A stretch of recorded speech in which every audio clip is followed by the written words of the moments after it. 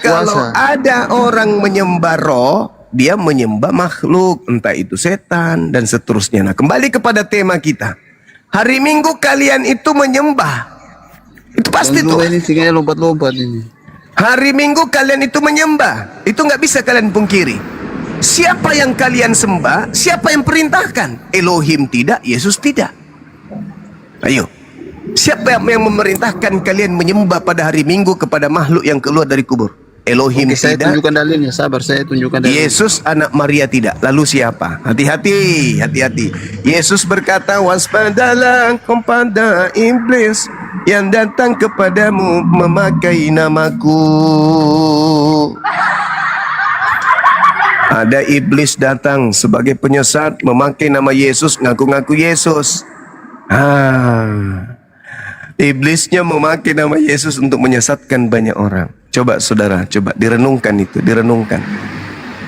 Direnungkan. Adakah iblis datang memakai nama Yesus menyesatkan banyak orang? Siapa banyak orang yang disesatkan Yesus palsu ini? Pengikutnya pasti bergelar pengikut Yesus, pengikut Kristus. Siapa mereka, adik-adik? Mau bertanya dijawab ngeyel. Tak gimana ya si Juma ini ya? Ya, ngeyel kan karena nggak nyambung jawabanmu. Kamu Ngeyel. melarikan Tadi kan diri.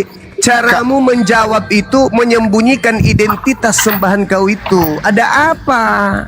Yohanes 16, Ada apa? Baca di Yohanes 16. Kau sendiri yang berkata Yohanes yang 16. minta disembah itu iblis. Oke? Baca di Yohanes- Hari baca. Minggu kamu diminta untuk menyembah kepada dirinya yang kalian sebut Kristus. Bang Zuma, baca di Yohanes 16. Telan sendiri itu ucapanmu. Siapa Yohanes yang memerintahkan 16. kamu menyembah pada hari Ayat Minggu? 2. Itulah iblisnya. Yesus Bang, tidak, Elohim tidak. Lalu siapa yang minta kau menyembah pada hari Minggu? Katamu yang meminta disembah itu iblis. Nah, siapa itu yang meminta disembah hari Minggu? Siapa? Baca di Yohanes 16 ayat 26. Yohanes 16 nomor 26.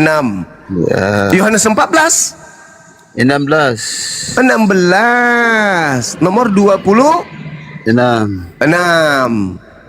Silakan kau baca. Apa yang Silakan diterangkan baca, di sana? saya pakai satu aplikasi jadi tidak bisa. Oke, baik. Itu berbicara terkait dengan nama. Pada hari kamu akan berdoa dalam namaku dan tidak aku katakan kepadamu bahwa aku meminta bagimu kepada Bapa. Maksudnya apa? Yesus di situ justru meminta. Iya, artinya apa? Yang meminta itu Kita akan meminta yang di dalam meminta nama Yesus kepada agar Bapa. Bapa Yang dipermuliakan di dalam nama anaknya. Yang meminta kepada Bapa itu Tuhan atau hamba Tuhan? Anaknya. Saya ulang. Yang meminta kepada Bapa itu Tuhan atau hamba Tuhan? Anak. Yesus datang sebagai anak Yahweh. Saya ulang lagi. Yang meminta kepada Bapa itu Tuhan atau hamba Tuhan? Meminta kepada Bapa kan? Yang Iya, meminta kepada Bapa itu hamba atau anak? Hamba atau Tuhan? Itu pertanyaan saya. Meminta siapa yang meminta kepada Bapa? Yang meminta kepada Bapa itu hamba Tuhan atau Tuhan? Anak atau hamba? Oh, udah kau turun. Bapa. Kan di situ Kau kan Bapa. dibawa, silakan makan dedak campur sabuk kelapa. Jangan kau pernah tampakkan wajahmu lagi kalau kau tidak bisa diskusi dengan ilmiah. Hah? Jangan kau nampakkan, kau mempermalukan Kristen kalau begitu cara diskusimu.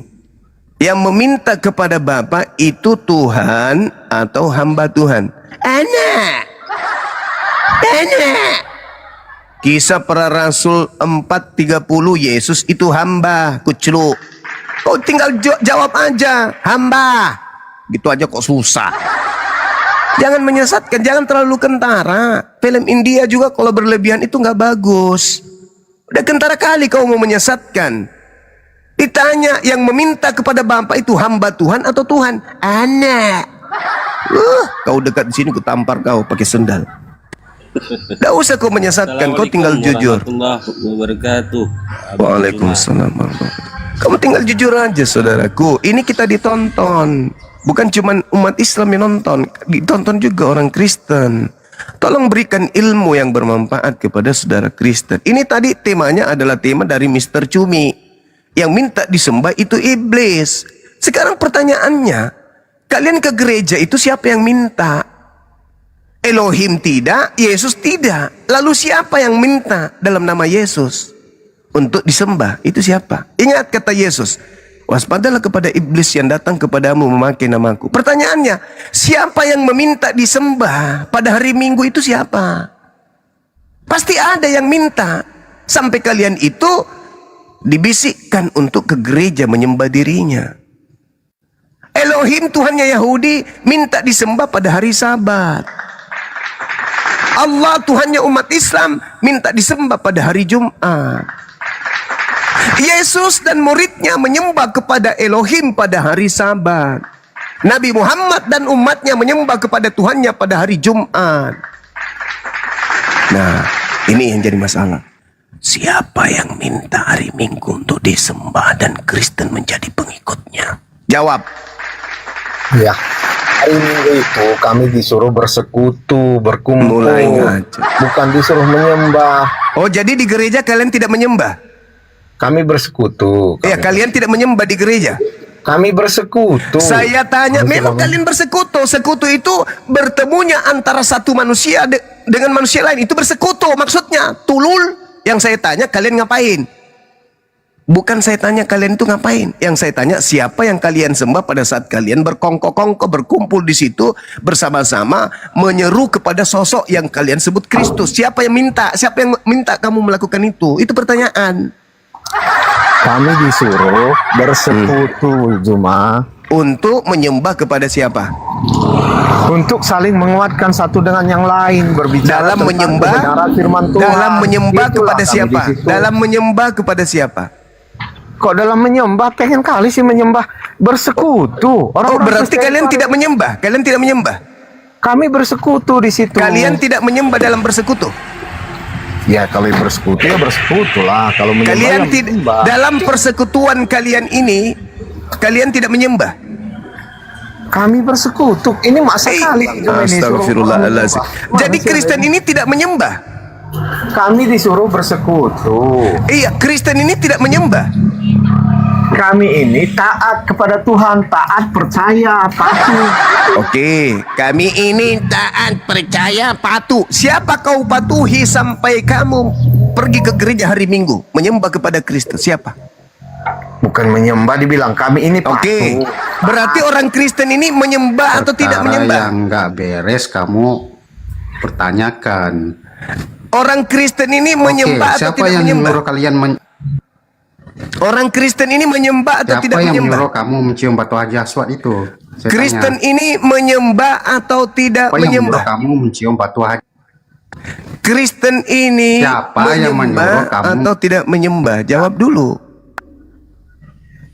Kristen ini menyembah atau tidak menyembah? Jawab. Aku di mute. Aku tanya. Dia Kristen bersekutu ini di gereja untuk meminta hari tambang dia bang. ini pertanyaan serius. Kristen itu menyembah atau tidak menyembah? Dia nggak mau jawab. Iblis itu menyembah atau tidak menyembah? Ayo. Ayo, jawab. Siapa yang menyuruh kalian mencium batu haji aswad? Ayo. Iblis itu menyembah atau tidak menyembah? Iblis apakah menyembah Tuhan? Siapa yang Jawab. Sekarang pertanyaan saya, mencium Kristen batu menyembah atau haji tidak menyembah? aswad? Hah. Kristen itu adalah kelompok manusia yang tidak lagi menyembah Tuhan. Ayo. Kalian bukan lagi hamba. Ayo, kalau bukan hamba lalu apa? Anak. Iblis juga bukan hamba Tuhan. Ayo. Ada dua kelompok makhluk di bumi ini yang bukan hamba Tuhan. Ayo. Tapi faktanya masih menyembah di gereja. Menyembah siapa tuh? Ada dua makhluk di atas muka bumi ini yang tidak menyembah Tuhan. Menurut Kenapa Paulus, batu haji aswad menurut itu? Paulus, Kristen bukan lagi hamba Tuhan, tetapi anak Tuhan. Pertanyaan saya, ada dua makhluk di atas muka bumi yang tidak menghambakan diri kepada Tuhan. Iblis dan titik-titik. Pertanyaan saya, kalau demikian, Tidak menyembah kepada Tuhan karena mereka sudah dibebaskan dari kuk penghambaan Galatia 5 nomor 1. Oke. Kalau begitu di hari Minggu menghambakan diri kepada siapa? Kepada Tuhan enggak katanya, karena bukan lagi hamba Tuhan. Lalu menghambakan diri kepada siapa? Memuja-muja sampai menangis-menangis begitu, loncat-loncat. Hah? Kepada Tuhan katanya enggak lagi, karena enggak boleh lagi penghambaan itu berlaku pada Kristen. Lalu faktanya masih menyembah di hari Minggu. Nah itu kepada siapa? Kepada Tuhan enggak lagi. Lalu kepada siapa? Kepada siapa? Wa iyad'una illa syaitanan marida. Iblislah yang menjadi bapak lu. Siapa tadi yang mengaku bintang timur? Yesus. Siapa nama sembahannya orang Kristen kalau di gereja? Yesus. Siapa yang harus diwaspadai menurut Yesus? Namanya siapa? Yesus. Saya ngomong sedikit ya, gini. Kasih Ya, habis itu kau mute dirimu. Jangan di-mute ya. Jangan di mute. Tanganmu itu yang nakal. Ya. Di dalam Biblos yang disuruh menyembah dirinya hanya iblis. Oke. Kata iblis begini, dengar, belum selesai. Oke, apa yang oke? Lukas 4 nomor 7, saya sudah hafal itu. Kata iblis, Yesus sembahlah aku. Yang meminta disembah di situ iblis. Sekarang pertanyaan saya, yang keluar dari kubur minta disembah di hari Minggu itu siapa? Kamu jawab sendiri, kau kena sendiri. Allah Yesus. enggak menyuruh menyembah dirinya. Siapa? Allah kamu itu, Allah kamu, ada enggak? Iya jelas, ada dua yang minta disembah di atas muka bumi ini. Yang pertama adalah Tuhan yang benar, yang kedua adalah iblis. Tuhannya Yahudi mengutus para nabi lengkap dengan kitab Torah, Zabur dan beberapa kitab nabi-nabi kecil mereka. Apa intinya? Mengajarkan menyembah kepada Elohim. Sebab hanya Elohim yang berhak untuk disembah, tak ada yang lain. Jangan ada ilah lain di hadapanku. Jangan ada patung. Karena akulah Elohim, Eloah yang pencemburu. Kalau kau sembah selain daripada aku pencemburu. Gak boleh, hanya aku yang harus kau sembah. Itu dalil. Pencipta langit dan bumi minta disembah, wajar, namanya juga pencipta. Tapi ingat, ada yang ingin menyesatkan manusia, namanya iblis. Dia juga minta disembah. Di gereja, katamu kau tidak menyembah Tuhan Elohim. Dan itu memang tidak pernah diperintahkan oleh Tuhan Elohim. Yesus pun anak Maria tidak pernah memerintahkan itu. Lalu, kalau iblis yang memerintahkan dirinya disembah, sedangkan di gereja Elohim tidak minta dirinya disembah, lalu siapa lagi kandidatnya kalau bukan titik-titik? Kan begitu? Allah Subhanahu wa ta'ala mengajarkan kepada Nabi Musa untuk menyembah dirinya. Yes, jelas itu. Al-Quran surat Taha ayat 14. Allah pencipta langit dan bumi mengajarkan Nabi Musa agar mengajarkan kepada kaumnya untuk menyembah kepada pencipta langit dan bumi. Innani anallah la ilaha illa ana fa'budni. Bang Suma jangan hanya sebut Elohim saja. Elohim itu punya nama. Namanya Yahweh.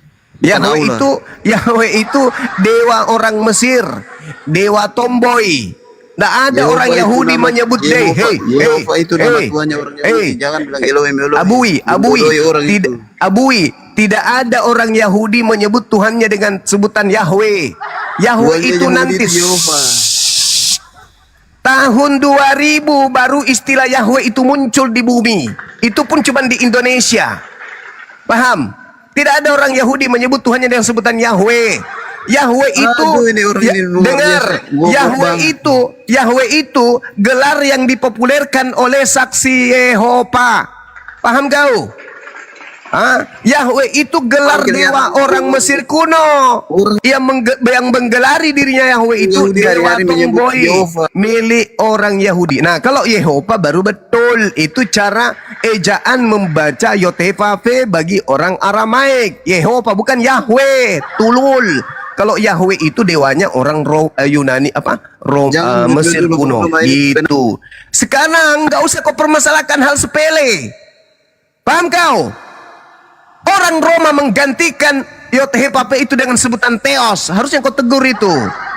Sekarang bukan itu yang jadi Jangan permasalahan. dulu Bang Goma, ini Hei. curang sekali. Yang menjadi permasalahan itu kau di gereja menyembah siapa? Elohimnya Yahudi itu bernama Yehova, bukan Allah. Ya urusanmu. Kami mengenal Tuhan kami dengan sebutan Allah. Kenapa kamu yang sewot? Allah mengatakan tidak ada orang Tuhan. Yahudi. Allah Orang mengatakan Yahudi. tidak ada Tuhan. Orang Yahudi mengenal Tuhannya dengan Artinya, sebutan Hashem. Jangan Orang dulu. Islam menyebut Tuhannya dengan sebutan Allah. Orang Kristen latah menyebut kata Allah. Di Bibelnya tertulis Allah, bukan Yahweh. Tulul. Jangan kau permalukan diri lo. Jangan. Kau buka Bibelmu, Lembaga Bibel Indonesia, ada nggak Yahweh di situ tertulis? Nggak ada, yang ada Allah. Nggak usah kau banyak cerita. Di dalam kitabmu lembaran pertama aja, pada mulanya langit bumi kosong, roh Allah di situ, bukan roh Yahweh. Tolong, astagfirullahaladzim. Sekarang kau bahas aja itu Tuhan. Lucu sekali, tidak ada nama Allah di situ. Masya Allah. Di dalam Bibelmu itu bertaburan kata Allah di situ. Tidak ada kata Yahweh di Bibelmu. Kau buka kameramu, tunjukkan kata Yahweh di Bibel. Itu teks. Berarti palsu sekarang kitabmu. Hah? Tidak ada Tuhan bernama. Berarti sekarang sudah palsu kitab kau. Orang Indonesia yang menerjemahkannya yang salah. Sudah. Oh salah, berarti kitabmu salah. Tidak ada nama Allah. Berarti kitabmu salah. Di Indonesia ini kitabmu salah. Penerjemahnya yang salah. Iya, berarti kitabmu salah kan yang di Indonesia ini? Penerjemahnya yang tidak Iya, mengerti, saya kan? tanya, Otak kitabmu ini. yang ada di Indonesia berarti salah karena penerjemahnya salah, betul? Iya, terjemahan Aulanya itu salah. Yang lain Nah, benar. berarti kitabmu salah. Aulanya yang Ternyata baru jujur, Aulanya yang salah. teman-teman, ternyata kitab Kristen itu salah. Jadi jangan bermimpi bahwa aula di Alkitab itu. Tidak ada yang bermimpi. Tolol lagi. Bahlul. Tidak ada yang bermimpi. Terjemahan Al-Quran Elohimnya itu. bangsa Israel itu bernama Yehova. Terjemahan Al-Quran itu tidak pernah mencatut Yahweh. Cuman kitabmu yang mencatut Allah. Jangan kau ngawur, jangan. Ya, santai ya. Al-Quran mengatakan tidak Apa kau bawa lu? selain Allah. Ini Artinya apa? tadi Mr. Cumi. Oh sudah tidak ada lagi Mr. Cumi. Tidak Jadi ada kita Tuhan sudah selain kita Allah, sudah Bang. simpulkan ya. Dengar. Artinya Kau dibawa. Kau makan sabuk Artinya kelapa Yehova itu bukan Kau Tuhannya dibawa Islam. makan sabuk kelapa dibawa. Ada sabuk kelapa udah disiapkan dengan dedak, dengan ampasnya. Kau makan itu. Jangan kau di sini. Kesimpulannya yang dibawa oleh Mr. Cumi tadi, tuduhannya kepada umat Islam menyembah iblis. Karena kata dia, Allah satu-satunya yang minta disembah. Saya keras terhadap penghujat. Itu pasti. Tema ini bagus. Kenapa tema ini bagus? Karena ini pertanyaan. Kenapa pertanyaan ini muncul? Karena kami membaca Bible. Iblislah yang menjadi bapakmu. Ini pernyataan Yesus kepada siapa? Kepada orang-orang yang ingin membunuh Yesus. Berarti orang yang membunuh Yesus, iblis bapaknya. Lalu bagaimana orang yang menerima korban yang dibunuh oleh penyembah iblis ini? Apa namanya? Penyembah apa dia? Ketika Yesus ingin dibunuh dalam Yohanes 8:37-44, Yesus mengatakan, iblislah yang menjadi bapakmu. Kenapa? Karena kamu ingin membunuhku. Kenapa kau ingin membunuhku? Karena kau tidak memperoleh firman di dalam diri lo. Matius 26, 59, nomor 20, nomor 4. Markus 14, nomor 1. Matius 27, nomor 18. Yohanes 13, nomor 2. Seluruh yang saya sebutkan tadi, data-data bahwa orang yang menyalibkan Yesus itu diawali dengan tipu muslihat, dengan kesaksian palsu dan kerasukan iblis serta dengki. Nah, berhasil tidak mereka menyalib Yesus? Kata Kristen berhasil. Apa endingnya? Ya Kristen bebas dari dosa. Dosanya Kristen itu dihapuskan. Siapa yang mengiming-imingkan menghapuskan dosa, memberi hidup kekal dengan cara melegalkan perbuatan jahat orang-orang sebagai kebenaran. Cuman iblis kan? Maka muncul pertanyaan ini. Apakah betul menurut Yesus iblis yang menjadi Tuhanmu itu benar-benar iblis yang menjadi Tuhan sekarang ini? Itu fakta, itu real. Belum lagi kalau kita membaca Yesaya 14 nomor 12, nomor 13, nomor 14, nomor 15. Di situ ada yang mengaku bintang timur. Tetapi bintang timur ini adalah iblis yang dilemparkan ke dalam kubur. Yesus mengatakan iblis dilemparkan keluar. Kena kan? Kena. Yesus mengatakan waspadalah kepada penyesat yang datang memakai namaku. Penyesat itu iblis. Dan penyesat ini adalah bintang timur.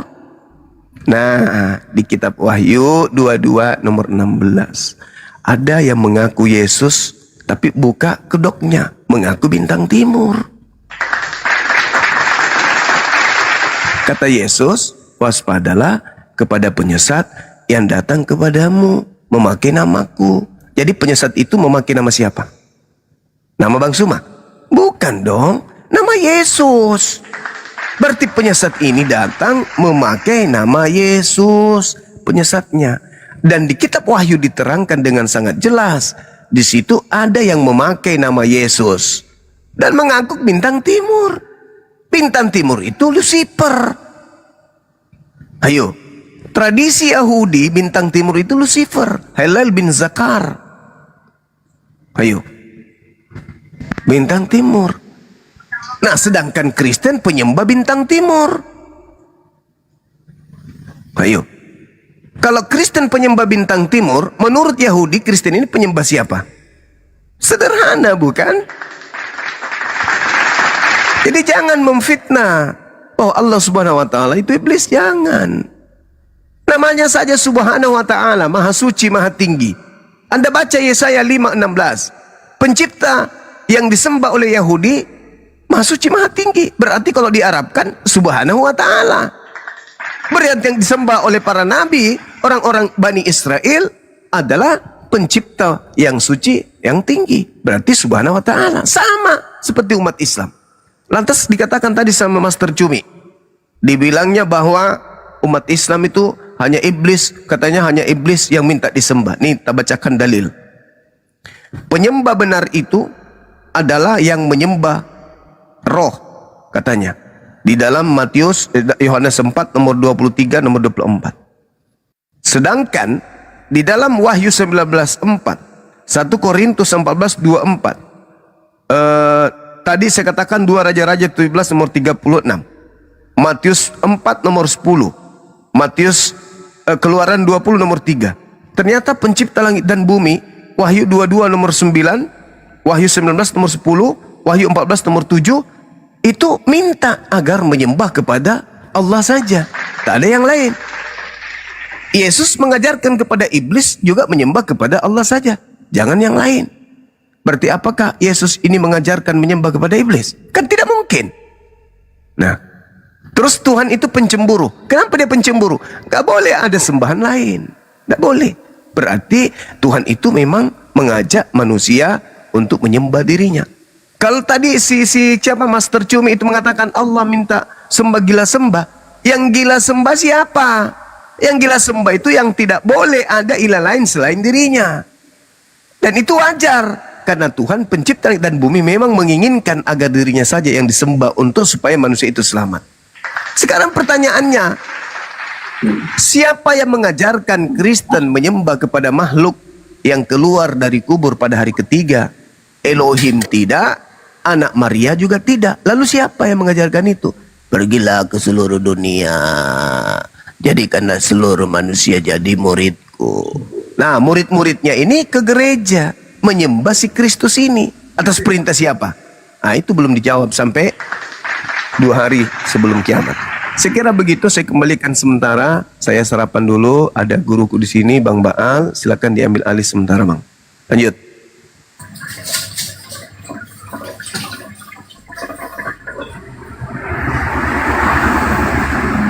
Masya Allah, Guru Dah. Assalamualaikum warahmatullahi wabarakatuh. Guru Dah, sehat selalu. Waalaikumsalam warahmatullahi wabarakatuh. Ngeri ya. Saya baru tahu ada bintang timur ini, Bang Ucamanya. Ngeri sekali. Oh iya. Gimana, Bang Ponyat? Silakan. Bang lanjut. Itu timur kan Lucifer kan? Ya, bintang timur ini adalah filosofinya itu, historinya itu kan dari planet Neptunus. Jadi tidak ada bintang timur ini, ada bintang timur A, A1, A2, A3, tidak. Bintang timur ini satu gitu loh. Yaitu dari awalnya dari planet Neptunus gitu kan. Planet Neptunus ada berapa? Satu. Planet Jupiter ada satu. Saturnus satu. Jadi tidak ada istilahnya Yesus adalah bintang timur, Lucifer juga bintang timur. Tidak, bintang timur hanya satu, dia bilang. Tidak ada dua gitu ya. Nah, ketika ada Yesus lain yang mengatakan dia bintang timur, kita bertanya, nih Yesus yang mana, kan begitu. Padahal selama hidupnya Yesus tidak pernah mengklaim dia ini mengaku bintang timur. Nah, ini yang jadi harus kita kaji kan. Kalau kita ini bertanya nih, apa ini? Ya, kok ada yang ngaku bintang timur? Padahal bintang timur satu, tidak boleh dua, satu bintang timur. Ketika Yesus sudah terangkat ke langit, ada muncul ini yang ngaku bintang timur. Wah, ngeri, kita bilang ini siapa lagi gitu loh yang bintang timur. Makanya kalau kita korelasikan dengan apa yang dinubuatkan oleh Yesus, terwaspadalah terhadap Mesias palsu yang menggunakan namaku dan menyesatkan banyak orang, menggunakan nama Yesus, dia bilang. Wah, ini berarti betul nubuatan ini tergenapi. Begitu Bang Uncal, silakan Bang Uncal. Ya, betul sekali itu. Bintang timur itu kan Lucifer alias iblis. Ini yang dituhankan oleh mereka, oleh Kristen ini kan. Ya, ini pertanyaan, bukan langsung dinyatakan. Oh, naik lagi. Silakanlah Bang Baal, ini ada. Ya, baik, saya jelaskan tentang bintang timur supaya kalian yang belum paham di sini bisa paham ya.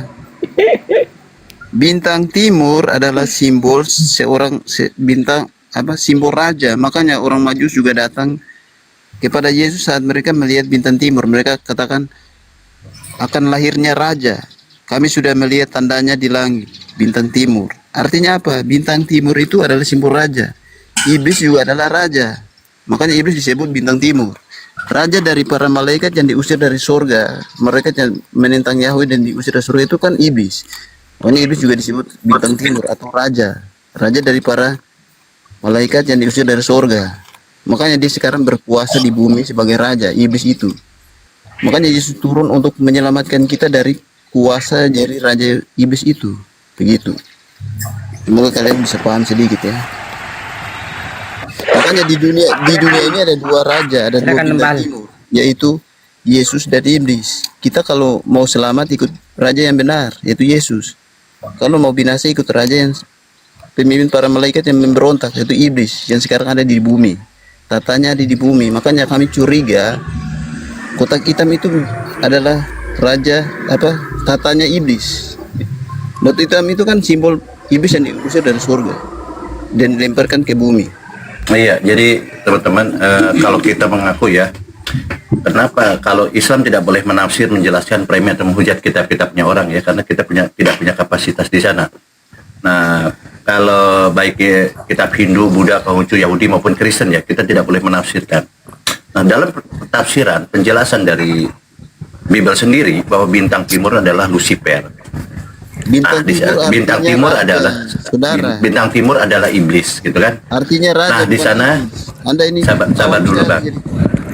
Di situ bintang timur di nomor datang dan melihat, mereka bilang kami datang dia bicara sendiri, Bang. Dia nggak bisa diskusi dia di langit, yaitu bintang timur. Di dalam Lukas 1 nomor 33, Yesus akan menjadi raja atas kaum keturunan Yakub sampai selama-lamanya. Dan kerajaannya ini adalah kerajaannya ini kerajaan Yakub kan, keturunan Yakub kan selama-lamanya kan. Kalau iblis kerajaannya di mana? Di seluruh dunia kan kerajaan iblis. Kalau Yesus dia kerajaannya hanya kerajaan keturunan Yakub. Itu dalil kitabmu sendiri yang mengatakan itu. Lukas 1:33. Yesus adalah raja untuk selama-lamanya bagi keturunan Yakub. Sedangkan iblis adalah raja seluruh dunia, penguasa dunia iblis itu. Sekarang yang keluar dari kubur itu penguasa dunia kan? Aduh. Hei, yang keluar dari kubur itu penguasa dunia kan? Tata dari iblis itu tidak ada di Israel, di luar bangsa Israel. Oke, saya Karena kasih dia tidak- oke, saya kasih Tanah data Israel sama. adalah bangsa Oke, pilihan. saya kasih Dia data tidak- saudara. Saya kasih data, dengarkan. Makanya Tolong mereka tanah mereka itu. bicara kami sendiri curigai kau, sebagai lokasi. bicara sendiri kau. Saya kasih dalil sama nih. Wahyu 12 nomor 9. Naga besar itu adalah si ular tua yang disebut iblis atau Satan yang menyesatkan seluruh Aikomene. Aikomene itu di mana? Aikomene itu di mana? Aikomene itu di mana letaknya? Mana? Hah? Hei, Aikomene itu letaknya di mana? Di Arab atau di mana? Jawab. Kau tuduh lagi tadi Mekah kan? Kutanya samamu. Iblis tua ini yang menyesatkan seluruh Aikomene. Aikomene itu di mana?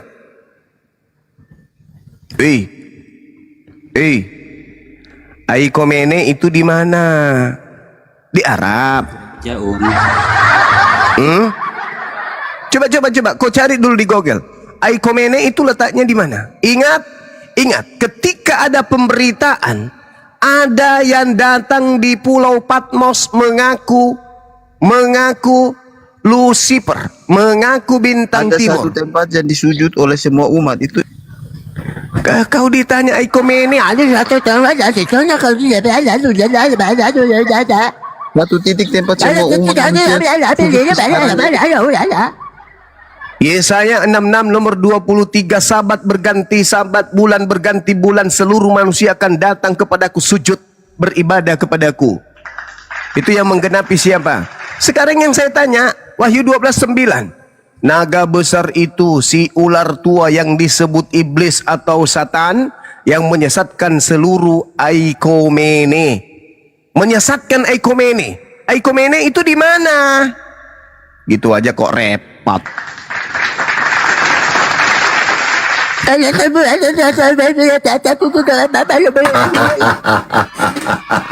Di depan umum. Semakin panas apa di bawah. Di depan umum kau bicara seperti itu di saat kita menguji konsep iman.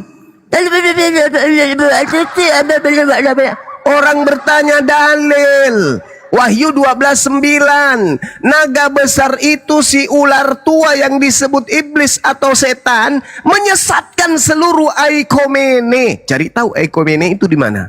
Coba. Aikomene itu apa? Coba. Yang Muslim coba cari di Google Aikomene itu apa? Karena original teksnya tertulis Aikomene. Kemudian Aikomene diterjemahkan dunia. Dunia itu kosmos dalam bahasa Yunani. Aikomene itu bukan dunia. Aikomene itu artinya apa?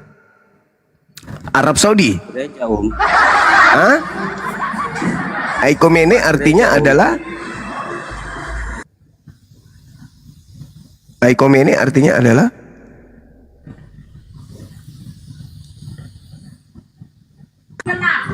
Jemaat gereja.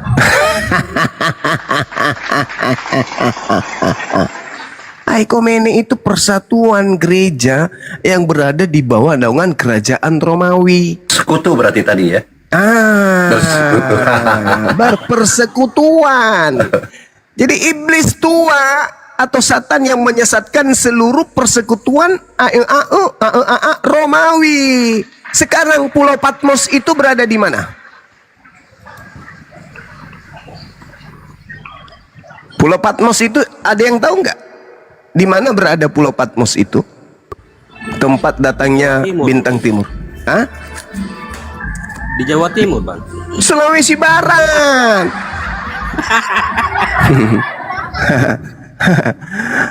Patmos, tempat buku Wahyu ini dituliskan, itu di Yunani. Bukan di Israel. Jadi yang datang mengaku bintang timur itu datangnya di Yunani, Cak Ayu. Yunani itu bagian daripada kekaisaran Romawi. Itulah yang dimaksud Eikomene. Jadi jangan bawa-bawa Allah Subhanahu wa taala, iblis jangan, karena Bible akan menumpahkan isi perutnya. Hari ini yang menyembah bintang timur siapa? Kristen. Bintang timur bagi Yahudi itu siapa? Iblis. Menurut Yahudi yang menyembah iblis siapa? Sederhana bukan? Gampang kok. Masa orang generasi. Jujur aja coba, kita diskusi itu jujur berdasarkan dalil. Al-Quran kamu bawa. Al-Quran itu jangankan kemudian kepada iblis, membaca Quran aja harus berlindung kepada iblis. A'udzubillahi minasyaitonirrajim. Aku berlindung kepada Allah dari godaan setan yang terkutuk. Nah sekarang, siapa yang mati dengan jalan terkutuk di atas salib? Yesus. Itu sembahannya siapa? Kristen. Jadi di Islam yang terkutuk itu adalah iblis, di Kristen yang mati dengan jalan kutu itu adalah Tuhannya. Sama nggak levelnya tuh? Sama, paman. Sama-sama terkutuk. Tapi Islam yang berlindung kepada yang terkutuk dengan Kristen yang menyembah kepada yang mati dengan jalan kutu, sama nggak levelnya Islam dan Kristen? Ya nggak sama. Orang Islam itu berlindung kepada makhluk yang terkutuk, orang Kristen malah menyembah kepada manusia yang digantung terkutuk. Beda kelas kita. Jadi jangan hujat Allah, nggak boleh. Makanya diskusi itu usahakan sebisa mungkin ilmu yang kita pakai. Jangan menghujat, jangan menista. Karena Bible akan pasang badan. Wahyu 12:9. Iblis dilemparkan kepada dunia, kepada seluruh Eikomene. Kalau dunia itu bahasa Yunaninya kosmos. Bukan dunia di situ. Yang benar adalah kekaisaran Romawi. Nah, siapa yang mengajarkan pertama kali menyembah kepada makhluk yang keluar dari kubur? Nah, itu dia. Kerajaan mana di atas muka bumi ini yang membangun pola itu?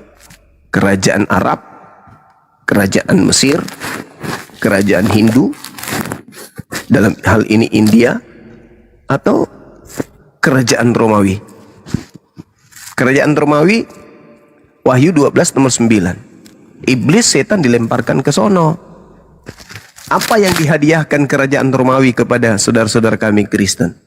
Agama. Itu dalil. Kita nggak menghujat, itu dalil.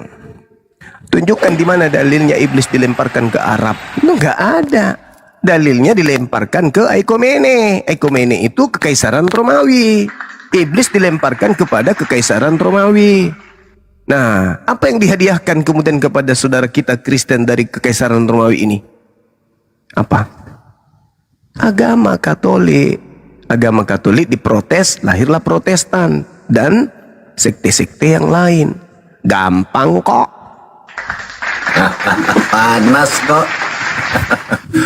Panas. Luar biasa. Jadi ketika Waalaikumsalam. Jadi ketika tadi mengatakan bahwa Tuhan tidak ingin disembah, ketika Bapa ini tidak minta disembah atau Tuhan tidak minta disembah, sebenarnya Yesus sudah mengajarkan bahwa Bapa ini ingin minta disembah, gitu kan? Kalau di Yohanes 4 ayat 23, Yesus yang ngomong sendiri nih. Tetapi saatnya akan datang dan sudah tiba sekarang bahwa penyembah-penyembah benar akan menyembah Bapa dalam roh dan kebenaran. Sebab dia bilang, sebab apa dia bilang? Sebab Bapa menghendaki penyembah-penyembah yang demikian. Nah itu Bapa yang menghendaki, minta dia, gampang kok sebenarnya. Gampang kok. Mantap kali abangku ini. Ini Mr. Cumi yang membawa itu tadi. Nah sekarang dia kelabakan tuh. Hari Minggu kami nggak menyembah bang. Ngapain? Kami bersekutu. Bersekutu dengan siapa? Udah dibilang, kalau kau mengatakan bahwa yang minta disembah itu iblis, pertanyaannya siapa yang keluar dari kubur ini? Yang minta seluruh dunia untuk menjadi pengikutnya, di mana pengikut ternyata adalah penyembah. Buktinya kalian ke gereja menyembah dia. Itu siapa dia itu? Yang kalau kau katakan yang minta disembah iblis, lalu yang minta kemudian disembah di hari Minggu itu siapa? Elohim tidak, Yesus anak Maria tidak. Lalu yang meminta kepada kalian untuk kalian bersekutu di hari Minggu itu siapa? Nah, kau akan mengatakan bukan iblis, Bang. Emang cara kerja iblis itu gimana rupanya? Hah? Iblis itu mewahyukan firman lalu ditulis iblis berfirman. Enggak. Iblis itu cara menyesatkannya adalah membisikkan ke dalam hati dan pikiran manusia. Iblis itu membisik. Nah sekarang kalau Tuhan yang menyampaikan berarti firman. Firman tertulis. Ada nggak tertulis nyembah hari Minggu? Nggak ada. Ada nggak Yesus bersabda nyembah hari Minggu? Nggak ada. Lalu siapa yang membisik ke dalam jiwa kalian sampai kalian kompak bersekutu di hari Minggu? Tuhan tidak, Yesus tidak. Lalu siapa? Gampang kok. Kalau mau waras itu mah gampang.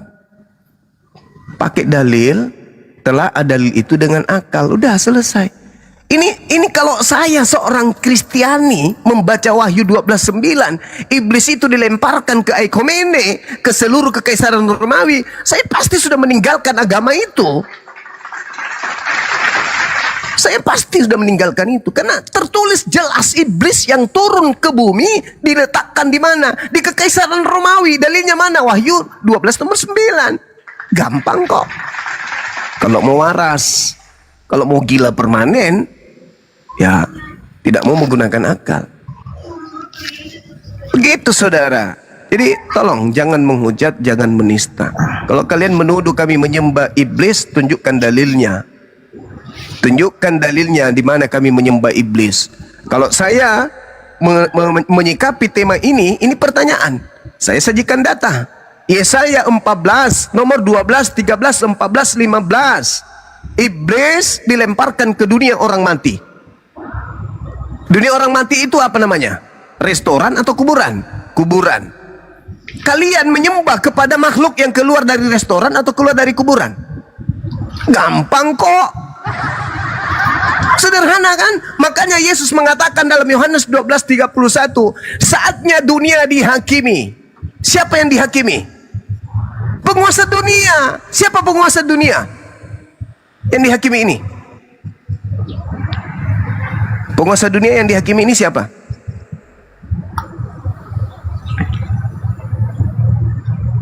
Penguasa dunia siapa menurut Yesus? Iblis. Saatnya penguasa dunia, saatnya dunia dihakimi. Maksudnya dunia dihakimi di sini adalah penguasa dunia dihakimi. Saatnya juga penguasa dunia dilemparkan keluar. Kenapa? Karena dia dihakimi. Nah sekarang yang dihakimi di atas tiang salib menurut Yesus itu siapa? Kalau begitu, karena yang ada pada saat Yesus berkata seperti itu ada penghakiman. Saatnya dunia dihakimi. Sekarang juga penguasa dunia dilemparkan keluar. Pertanyaannya, setelah Yesus mengatakan ucapan itu, siapa yang dihakimi? Dan siapa yang keluar dari tanah, dari kubur setelah itu? Hah? Penguasa dunia. Siapa penguasa dunia ini menurut Yesus? Iblis. Iblis. La haula wala quwata illa billah. Gampang kok. Kalau mau sadar, kalau mau waras itu gampang kalau mau selamat. Yohanes 12. Waalaikumsalam. Nomor 31. Sekarang dunia dihakimi. Sekarang juga penguasa dunia dilemparkan, artinya dihakimi. Nah, siapa yang dihakimi di atas tiang salib? Yesus katanya. Oh, Yesus penguasa dunia. Bukannya penguasa dunia menurut Yesus itu iblis. Hah?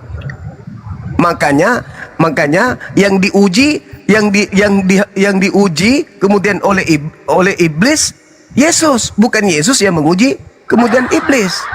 Kenapa iblis yang menenteng Yesus, yang membawa Yesus ke padang gurun? Kenapa iblis yang membawa Yesus ke bumbungan bait suci? Kenapa? Ya karena Iblis itu penguasa dunia. Penguasa dunia itu iblis. Sekarang juga dunia dihakimi. Artinya kalau dunia dihakimi, berarti yang dihakimi adalah pemimpinnya. Sekarang juga Indonesia dihakimi. Yang dihakimi siapa? Presidennya. Berarti penguasa dunia lah yang dihakimi pada saat itu. Siapa yang dihakimi pada saat itu? Yesus katanya. Islam mengatakan tidak. Islam mengatakan tidak, bukan Yesus yang dihakimi, bukan. Yang dihakimi menurut Yesus penguasa dunia. Siapa itu penguasa dunia? Iblis. Berarti Yohanes 13 nomor 2, iblis merasuki siapa? Merasuki Yesus atau merasuki Yudas? Merasuki Yudas. Berarti yang dihakimi siapa? Yudas. Yang kerasukan? Iblis. Berarti yang keluar dari kubur siapa? Iblisnya.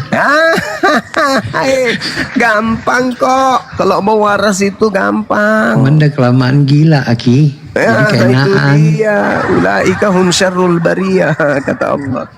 Gampang itu, gampang. Makanya Yesus mengatakan waspadalah kepada penyesat. Siapa penyesat ini? Planos. Siapa Planos ini?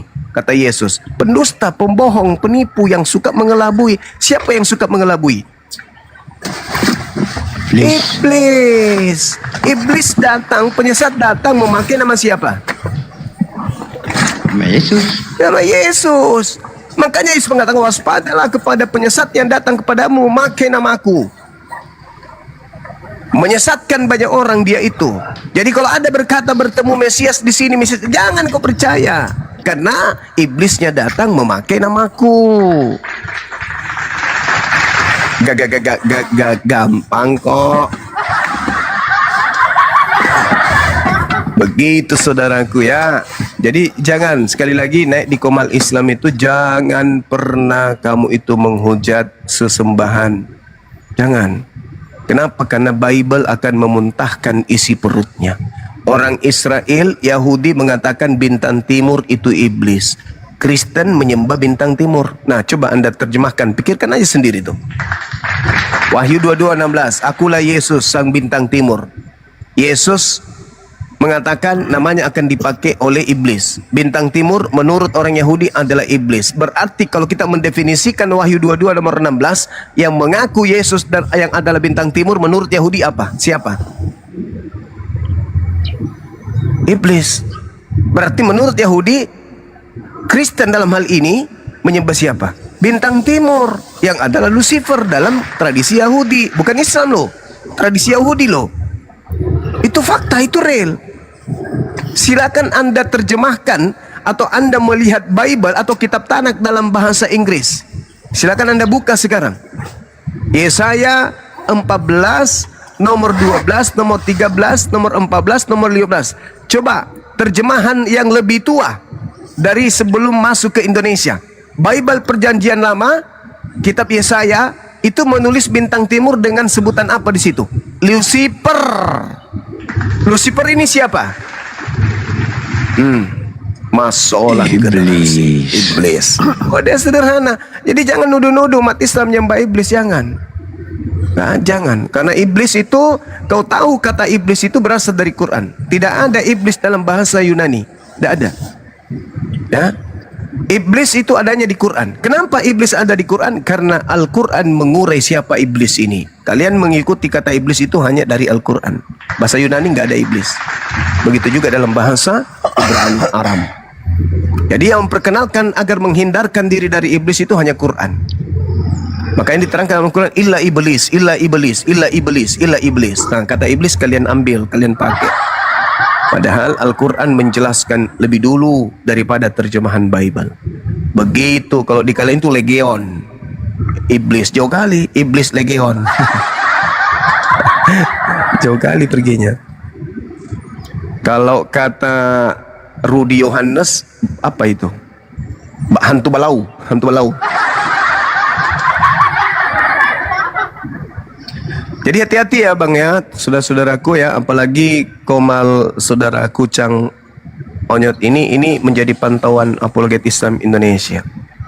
Saat kami memonitor kemudian perangkat kami untuk live, yang kami pantau salah satunya Komal ini. Jadi kalau kamu tidak mau ditampar oleh bebelmu sendiri, hindari Komal ini. Ya, cari komal-komal kecil yang kemungkinan tidak dipantau oleh para pendebat dari apologet Islam. Di situ kalian bebas bernarasi. Mau kalian batu tawas jadi sembahan pun boleh di situ. Tapi jangan coba-coba kalau ada komal yang sudah masuk daftar pantauan para apologet Islam, Anda mau naik di sana untuk menjadi penipu, kamu akan jadi sayur di situ, lontong sayur tanpa garam nanti dibuat. Apalagi kalau sudah ada Bang Baal, hati-hati. Gampang kok. Oke, silakan sahabat, dilanjut, diambil alih. Terima kasih atas waktunya. Pas saya boleh bertanya Bang Suma? Ya sebentar Bang. Bang Ray Kristen atau Islam? Islam. Bang Mahes, selamat pagi. Bang Mahes.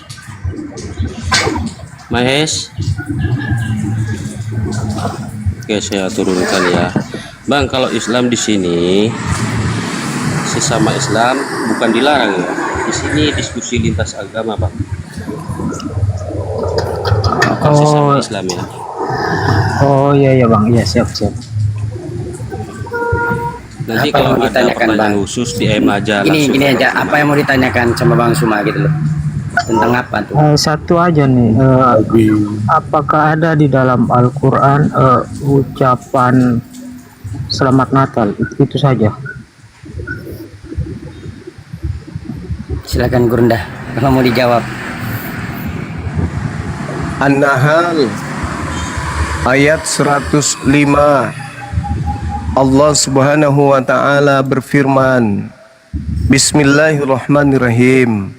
Innama yaftaril kazibal ladina la yu'minun bi ayatillah wa ulaika humul kazibun. Sesungguhnya orang yang mengada-adakan kebohongan hanyalah orang-orang yang tidak beriman kepada ayat-ayat Allah. Mereka itu adalah para pembohong. Kalau Anda kemudian mengucapkan selamat hari lahir kepada Yesus di tanggal 29, Anda masuk dalam kategori ini. Sebab tidak ada data Yesus lahir tanggal 25. Tak ada data. Jadi kalau kita ikut ke sana, berarti kita pendusta. Ini sebagai muslim ya. Tapi kalau saudara kita Kristen yang mengucapkan, ya sah-sah saja. Mereka pengikutnya, mereka penyembahnya, mereka yang punya agama kepercayaan. Kita nggak boleh melarang. Tapi kalau umat Islam ikut-ikutan, kata Allah, kamu itu pembohong. Ulaika humul kazibun. Kita pembohong. Dan orang Kristen mengerti kok bahwa saudaranya yang Islam ini dilarang berbohong, nggak boleh berbohong. Begitu saudaraku ya. Jadi kalau Anda bertanya, apakah ada Natal di dalam Al-Quran? Nggak ada. Di dalam Bible aja nggak ada Natal, apalagi di dalam Quran. Oke? Iya Bang. Lanjut. Bang. Iya. Iya, Makasih, Bang. sama-sama. Boleh tanya. Ada di buku harian pendeta saja Natal itu. Izin tanya kepada silakan, Tikus. Oke. Dalam Wahyu 22 ayat 16, bintang timur yang dimaksudkan di sana adalah bintang timur gilang gemilang tunas Daud yang turun dari surga dan kembali ke surga. Sementara dalam Yesaya 14 itu adalah bintang timur putra fajar, bukan gilang gemilang yang dibuang dari surga. Jadi bagaimana Zuma samakan bintang timur putra fajar yang dibuang dari surga dengan bintang timur gilang gemilang tunas Daud yang turun dari surga. Bintang timur putra fajar adalah Udah, nggak iblis. usah kau jelaskan. Itu Belum tugas saya habis. menjelaskan. Belum. Sementara bintang timur gilang gemilang, tunas Daud yang turun dari surga adalah Yesus. Bagaimana semua tidak tahu bezakan bintang timur putra fajar di Yesaya yang adalah iblis yang dibuang dengan bintang timur gilang gemilang di Wahyu yang tunas Daud yang adalah Yesus. Bagaimana Diulang semua lagi. tidak Kau mau tahu ulang lagi? perbedaannya? Kau mau ulang lagi ketiga kalinya? Mau kau ulang lagi? Ya, silakan jawab. Oke, baik. Halal bin Zakar, putra matahari. Kamu ibadah di hari Kiriaki. Kiriaki bagi orang Roma Yunani itu adalah hari putra dewa matahari. Kamu beribadah di hari Kiriaki. Kau beribadah di hari dewa matahari. Dewa matahari punya putra. Putranya inilah yang kemudian kalian sembah kan pada hari Minggu. Kalau kau katakan bahwasanya Yesaya 14 itu bercerita tentang putra dewa matahari atau fajar, maka jelas hari Minggu itu kau menyembah siapa? Sedangkan orang Yahudi menyembah Tuhannya di hari Sabat. Kau menyembah hari Kiriaki, bukan hari Sabaton. Dalam bahasa Yunani, hari Sabtu itu Sabaton, hari Minggu itu Kiriaki. Orang Kristen digiring untuk menyembah kepada dewa mereka pada hari Kiriaki, pada hari penyembahan dewa matahari. Kau diam dulu, hei, peminum spiritus, kau diam. Peminum spiritus, ini saya sedang ingin menjelaskan.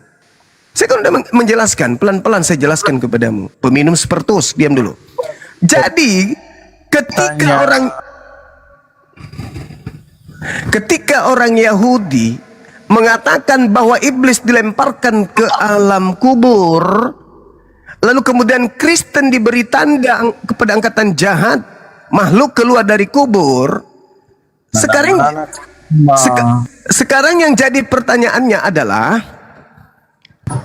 bintang timur bagi orang Yahudi itu Tuhan atau iblis? Bagi orang Yahudi, bintang timur itu Tuhan atau iblis? Kita berfokus ke Yahudi dulu nih, karena dia yang punya kitab lebih dulu, yaitu kitab Yesaya. Kau jawab, silakan. Jawab Roma. Kau jawab dulu itu. Saya tanya apa? Kau samakan bintang timur putra fajar di Yesaya yang dibuang dari surga dengan bintang timur gilang gemilang di Wahyu yang adalah keturunan Daud. Adakah iblis keturunan Daud? Itu gampang, tinggal ditempel. Iblis disebut keturunan Daud, gampang. Iblis digelari kemudian bintang timur, gampang. Iblis memakai nama Yesus pun itu sudah dinubuatkan. Jangan kau membodohi. Pertanyaan saya sederhana. Menurut orang Yahudi, bintang timur itu iblis atau Tuhan? Jawab. Gampang kok. Bintang timur yang mana? Nah, bintang timur yang mana? Enggak ada bintang timur yang lain. Cuman satu bintang timur. Enggak ada. Coba kau jawab dulu. Menurut Yahudi,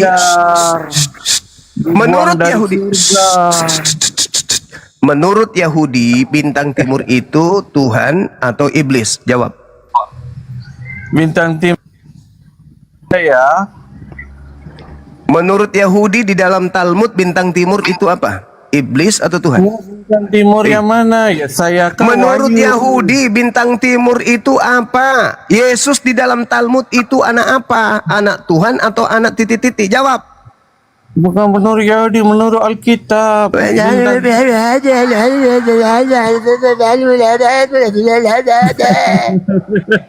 Udah kau dibawa. Kau dibawa seperti biasa, kau makan ampas kelapa campur kulit durian. Ingat, sebelum kau makan kulit duriannya, kau haluskan dulu. Jangan kau langsung telan. Otakmu sudah penuh dengan karat ampas kelapa, dengan dedak. Kau nggak mau dimaki, tapi kau siapkan diri Anda untuk dimaki. Tidak ada kemudian toleransi kepada orang bahlul ketika berbicara mengenai konsep ketuhanan, bicara mengenai agama. Saya bertanya sederhana, menurut Yahudi, bintang timur itu iblis atau Tuhan? Menurut Yahudi, Itu dulu. Juma. Izin kasih saran kalau mau apologet itu ikuti Ustaz PI, Nandar, itu berilmu, bukan modal congor. Ya. Makanya nggak laku tuh akunmu. Ya nggak apa-apa. Ustaz Mau PI itu laku ikuti tuh. tuh, Ustaz PI santai, Nandar santai, Ya yang lainnya nggak santai. apa-apa. Nggak masalah. Nggak Juma masalah. modal congor. Mereka memang orang baik, mereka orang hebat. Saya ngaku itu kok. Mereka guru-guru kami. Loncat ini. Nggak apa-apa. Alhamdulillah. Kalau kamu memuji saudara saya Muslim, masya Allah. Mereka adik-adik saya. Biarpun ilmu mereka di atas dari saya, yang mereka menganggap saya abangnya. Bangga dong saya. Bangga dong. Kalau Sebagai- adik hebat, abang pasti bangga kan? Oh iya, adik saya hebat-hebat. Oh, bangga abangnya, masya Allah, luar biasa. Mereka jumpa saya itu sungkeman, cium tangan. Oh, manusia keren, manusia yang luar biasa ini. Adinda Yusuf PI, Adinda Yonatan Nandar, jumpa abangnya itu cium tangan. Mereka tahu adab, meskipun ilmunya lebih di atas dari abangnya. Keren. Makasih. Kau sudah menyanjung mereka. Mereka orang-orang baik yang aku punya, yang kami punya. Oke. Ada lagi penyembah Lucifer, penyembah bintang timur? Ya, debater, selamat pagi Bang. Ya, selamat pagi. Islam atau Kristen Bang? Kenapa? Islam atau Kristen? Ditanya kok. Muslim, Bang. Bangun dan Nah, di bawah Bang. Nyapu dulu di bawah, nyapu. Anda nyapu baru naik ke sini. Anda ditanya, justru Anda kayak nantang gitu, kayak orang marah. Nah, apa? Anda Muslim atau Kristen? Nah, apa? Ada apa itu? Maaf ya saudaraku ya, maaf. Ini komal debat lintas agama. Berbeda kalau kita ini sesama Muslim, ketika naik di komal kita, apapun ceritanya, yang ada dalam benak kita itu adalah Muslim. Tapi kalau di komal seperti ini, sebagai seorang Muslim kita naik itu, kita harus memperkenalkan diri. Assalamualaikum warahmatullahi wabarakatuh. Gitu. Jangan naik-naik, ditanya, halo, Anda Muslim atau Kristen? Kenapa? Dengan suaranya seakan-akan Anda prof di sini. So, kami ini mahasiswa yang datang ke Anda. Prof, Assalamualaikum Prof. Tolong Prof. Kenapa? Kau mau nilai apa? Gak ada. Kau pulang aja dulu. Udah kayak gitu hebat kali pun. Pakai adab kita. Setinggi apapun ilmu saudara, kalau adab itu nggak ada, itu Anda nol, kembali ke zero lakde. Gitu bangku ya, saudaraku yang tadi. Mohon maaf, Anda diturunkan karena di sini komalnya untuk lintas agama. Kalau antum ternyata orang berilmu, ya, kami tidak menemukan adab. Oke? Iya betul, sopaten kali kedengarannya. Iya, lanjut. Ada informasi hangat sekarang di Katolik itu ada rudal kudus Bang. Oh iya, betul. Ada rudal kudus, betul. Ada rudal kudus. Iya. Baca rita. Ya ternyata ya. Baca rita agama, ternyata agama dijadikan sebagai lahan untuk melampiaskan ucok. Naudzubillah tsumma naudzubillah. Ini juga teguran keras kepada kita. Kita pun harus hati-hati. Sahabat-sahabat Muslim yang terlanjur punya nama di TikTok, di sosmed, yang terlanjur dikenal orang, tolong jaga sikap. Kalau Anda harus jatuh, harus nih, karena keterpaksaan, karena syahwat dan seterusnya, please, cukup Allah saja yang tahu. Jangan melakukan satu perbuatan yang terindikasi maksiat yang akan tercium oleh manusia. Jaga aib antum. Ya, cukup Allah yang tahu. Jadi kalau nggak tahan kemudian dengan kemaksiatan, jangan mengotori wajah apologet Islam. Saya juga manusia biasa. yang tidak luput dari dosa. Ujian silih berganti datang. Datang laki-laki menggoda, datang perempuan menggoda, janda menggoda, gadis menggoda, nenek-nenek menggoda. Lengkap sudah penderitaan. Sebisa mungkin, sekuat mungkin kita menyatakan dalam diri ini, Allah itu maha melihat. Jadi tak ada sisi untuk kita bermaksiat. Mohon, ini jangan sampai terjadi. Kita umat Islam sudah membawa ayat suci Quran, tetapi kita nggak bisa menjaga syahwat. Tolong, saya akui diri saya seorang duda. Saya duda dari tahun 2021. Sampai hari ini masih sendiri. Dan tak jarang saya sendiri nangis karena syahwat. Kuat sekali dorongan syahwat itu untuk kita bermaksiat. Dan kesempatan itu banyak. Dibuka oleh Allah kesempatan itu. Banyak. Kalau kita mau bermaksiat, kapan saja bisa. Kapan saja bisa. Keluar dari rumah ini, kalau saya nih mau bermaksiat, jadi. Tidak ada yang melihat. Tapi Allah melihat. Oleh karena itu, kalaupun terpaksa harus jatuh, please, lakukanlah itu dengan cara yang menurut Anda hanya Allah yang tahu. Dan saya belum pernah menemukan cara bermaksiat hanya Allah yang tahu dengan aku. Pasti orang lain juga tahu. Minimal lawan kita itu yang akan buka mulut. Nah, sama lah ini yang terjadi. Ya, Kulub Kudus. Mana dong? Apa namanya tadi? Jadi Rudal Kudus. Oh, Rudal Kudus. Iya. Rudal Kudus. Iya. Jadi saat ini pelaku firman ini udah memakan korban janda ya. Iya. Allahu Akbar. Na'udzubillah. Kita berlindung kepada Allah dari hal-hal yang seperti ini. Na'udzubillah summa na'udzubillah. Semoga Allah menjaga kita semua. Wejangannya Bang Zuma. Terima kasih atas wejangannya. Sama-sama Bang. Saya ngeri Bang, ngeri kali. Wallahi saya mengalami hal bagaimana saya diperlakukan seperti makanan oleh orang-orang yang ya mungkin dia memandang Bang Suma sendiri, Bang Suma lagi kasmaran, memanfaatkan momentum itu untuk mengajak sesuatu hal yang tidak baik. Ngeri memang. Syahwat ini ngeri. Belum lagi dari diri sendiri, ditambah lagi dengan keadaan di luar sana. Memang ngeri. Ya, semoga kitab Apologet Islam ini tetap menjaga diri kita, tetap menjaga supaya kita tidak jatuh dari liang yang sama. Cukuplah rudal kudus mereka yang tadinya tidak kudus menjadi kudus. Menjadi Mana kudusnya itu, Aki? Itu dia. Masih ada. Cuman istilah doang itu ya, rudal kudus.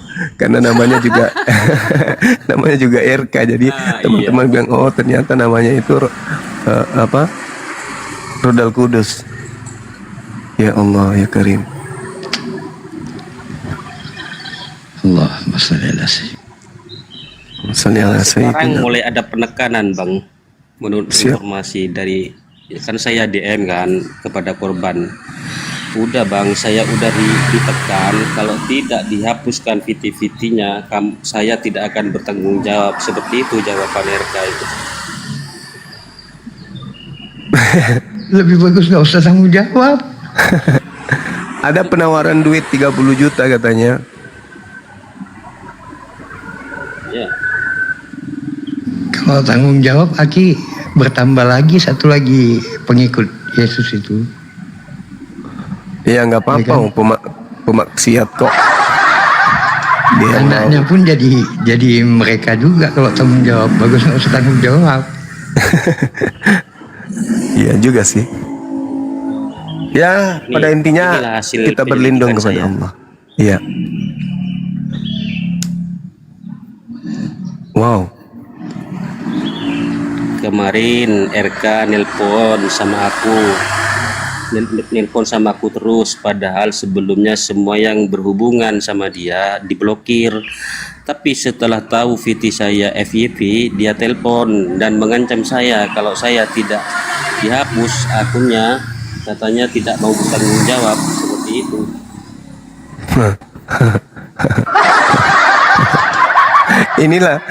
Inilah kenapa pencipta langit dan bumi yang benar itu tidak sama sifatnya dengan sembahan di luar sana. Pencipta langit dan bumi itu mengatakan dirinya bahwa sanurihim, itu jelas itu. Allah memperlihatkan kemudian tanda-tanda keberadaannya di seluruh penjuru. Sanurihim ayatina fil afaq. Sehingga orang beriman itu takut untuk bermaksiat. Karena mereka merasa bahwa pencipta langit dan bumi itu maha melihat, maha menyaksikan. Nah, kalau Tuhan sudah duduk di langit, di sebelah kanan Tuhan yang lebih senior, ya, dan dia tahu bahwa Tuhannya adalah anak manusia yang tidak bisa menembus pandangan lebih dari 1 kilometer, maka mereka bebas bermaksiat. Berbicara mengenai dalil-dalil, wah, untuk menyelamatkan, untuk menunjukkan agama yang benar, berapi-api, matanya melotot sampai nggak tidur, sampai kurus dia. Tapi ternyata tujuannya untuk mencari mangsa.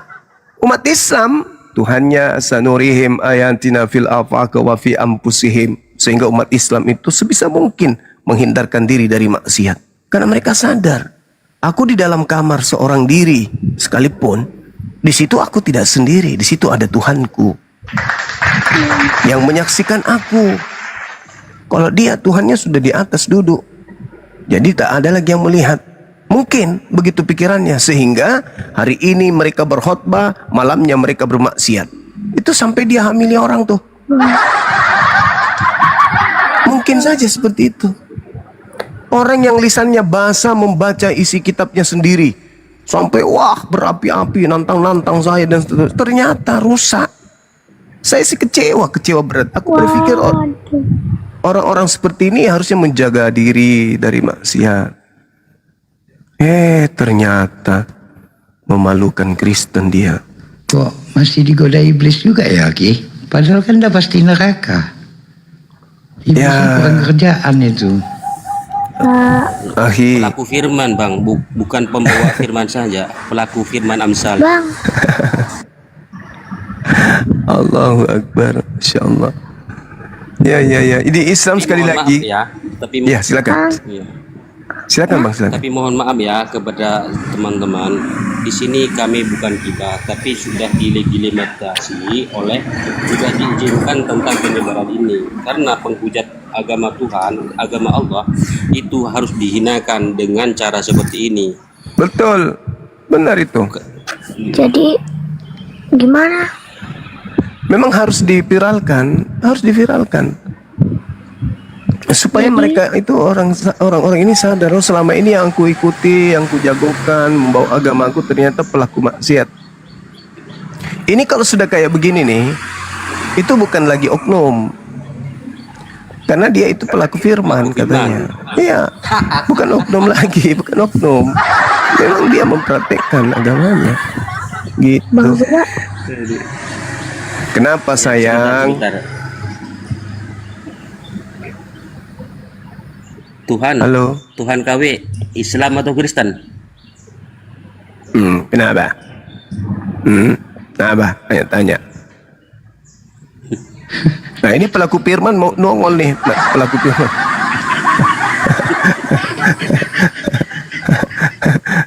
Sama-sama Katolik nih.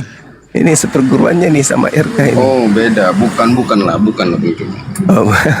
karismatik. Oh, karismatik. Ya. Kenapa dengan RK, Bang?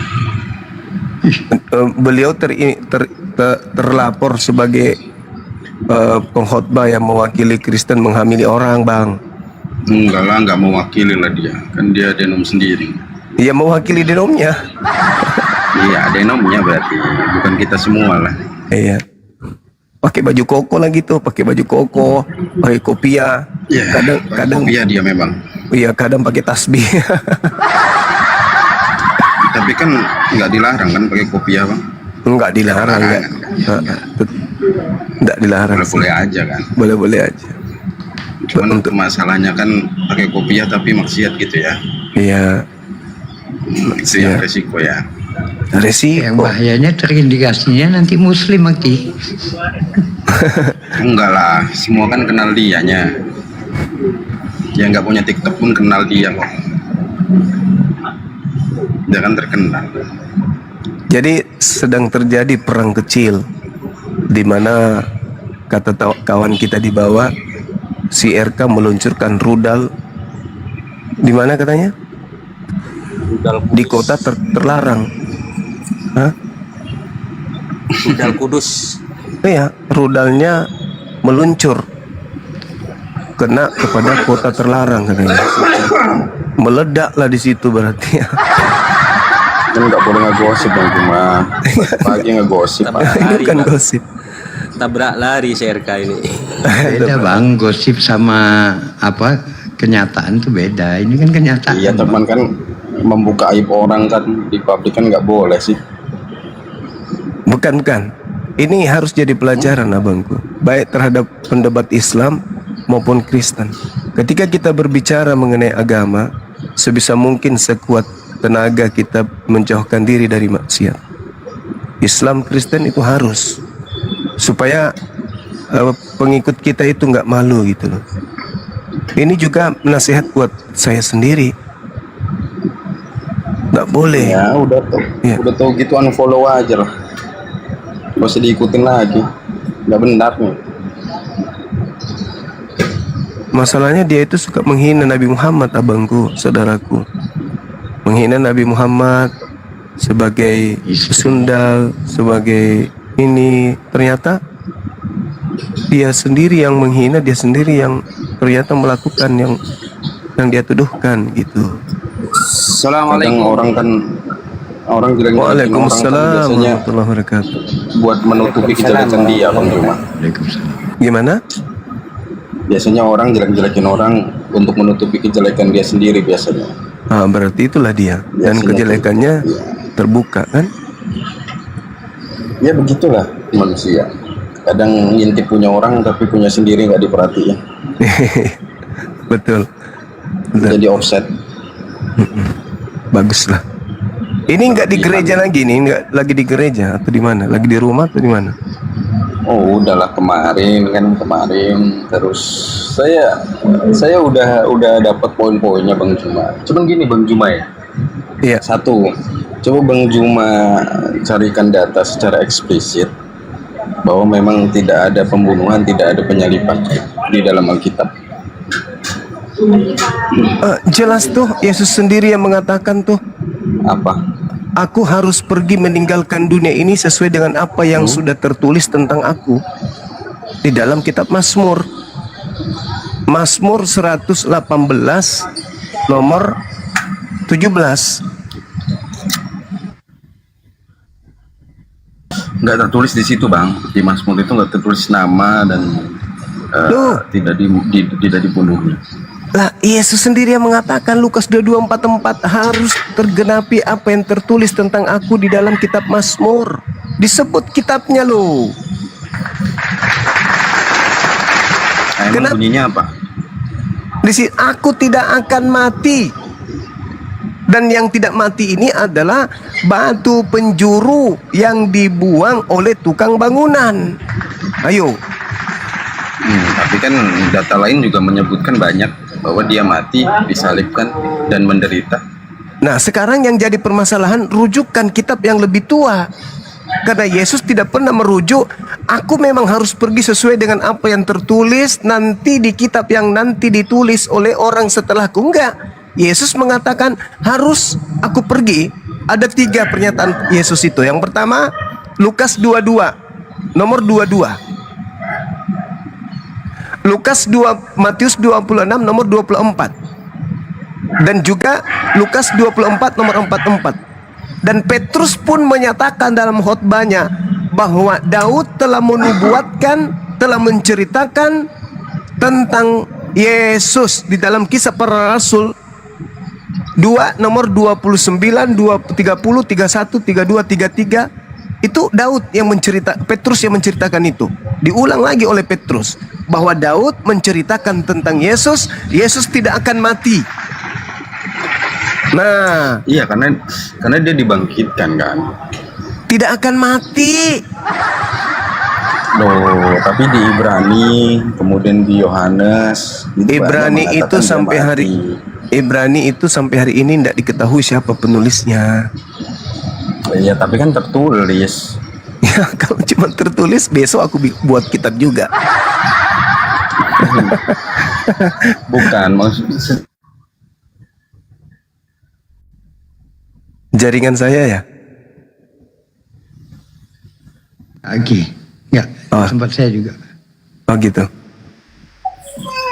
Jaringan Bang Arum, Bang Zuma yang ini lagi ngelek. Oh iya, baik. Gimana kabarnya Dinda Felix? Sehat? Alhamdulillah sehat. Gimana Bang Masya Zuma? Allah. Sehat lancar? Alhamdulillah sehat. Alhamdulillah, Masya Allah. Dilanjutkan Bang. Baik. Nanti saya jam ini Dinda, jam 10 saya pamit. Saya ada kegiatan, mau ketemu dengan orang pengadilan agama. Bisa diambil alih bersama dengan teman-teman kita di sini. Oke. Masih di Medan, Bang. Udah di Makassar kita. Oh, udah di Makassar. Oh. Tanggal 13 saya sudah di Makassar. Walah. Kemarin saya di atas, seandainya saya tahu sudah balik dari Medan mau ketemu sama Bang Zuma. Iya. Ada kemudian lagi. Lanjut Purna. Ini kasihan Bang Arum. Iya. Tapi antum lagi umroh kan? Masya Allah. Udah kenal lagi kita. Udah, ya udah. Kan cari tahu antum lagi umroh. Iya. Masya Allah. Jadi gitu saudaraku Adinda Arom. Arom ini masih muda, masih punya kesempatan untuk sehat. Begitu. Jadi apa ya? Yesus sendiri yang mengatakan itu harus tergenapi. Aku harus pergi sesuai dengan apa yang tertulis tentang aku di dalam kitab Mazmur. Ya kalau kita menggunakan akal sehat, ya jangan cari di kitab selain itu dong tentang Yesus ini. Jadi Ya cari baru itu Perjanjian Baru itu kan cerita yang disusun oleh para pewarta terkait dengan peristiwa yang terjadi. Tapi kan mereka juga orang pintar dalam meneliti. Justru itu kan cerita yang diceritakan dari orang-orang yang melihat sebelumnya, kisah sejarah sebelumnya. Posisinya kan bukan firman Tuhan. Kalau firman Tuhan itu tak mungkin salah. Memang. Yang bilang firman Tuhan siapa? Nah itu dia. Artinya sejarah, memang sejarah. Ya, sejarah. Di situ terisi sejarah, ada firman Tuhan juga. Salahnya di mana? Sejarahnya penulis sejarah menuliskan Yesus berkata, kan begitu. Harus aku pergi sesuai dengan apa yang tertulis tentang aku di dalam kitab Mazmur.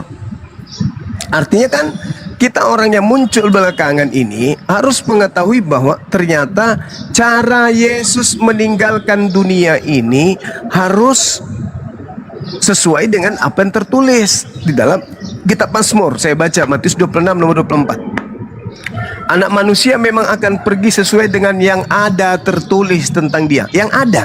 Pada saat Yesus mengucapkan ini, apakah kitab perjanjian baru itu sudah ada?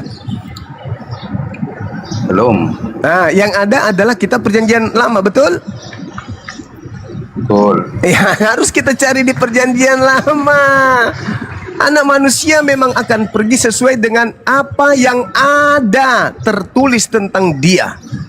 Akan tetapi celakalah orang yang oleh anak manusia itu diserahkan. Adalah lebih baik bagi orang itu sekiranya ia tidak dilahirkan. Berarti yang celaka di sini adalah yang menyerahkan untuk disalib. Siapa itu yang celaka? Kalau ada yang menyerahkan, berarti ada yang diserahkan, Bang Juma. Ya, menyerahkan anak manusia. Berarti ada yang diserahkan dong. Nah, ada pekerjaan menyerahkan. Ternyata ketika dia mencoba untuk menyerahkan, Tuhan kemudian melakukan pembalasan terhadap makar. Amsal 21 nomor 18. Kan Yesus mengatakan harus tergenapi apa yang tertulis tentang aku di kitab nabi-nabi. Nah, sekarang Lukas bukan nabi, Markus bukan nabi, Paulus bukan nabi, tetapi Yesus mengatakan, aku harus pergi sesuai dengan apa yang tertulis tentang aku di kitab nabi-nabi. Amsal berarti kena juga dong. Amsal 21:18, orang fasik dipakai sebagai tebusan bagi orang benar, dan pengkhianat sebagai ganti orang jujur. Ayo, ketika pengkhianat ini ingin menyerahkan anak manusia untuk disalibkan, dalilnya pengkhianat justru dipakai sebagai ganti, sebagai penebus orang benar ini. Mana itu? Amsal 21 nomor 18. Emang digantikan? Ya diganti dong. Diganti di situ. Orang fasik. Siapa orang fasik?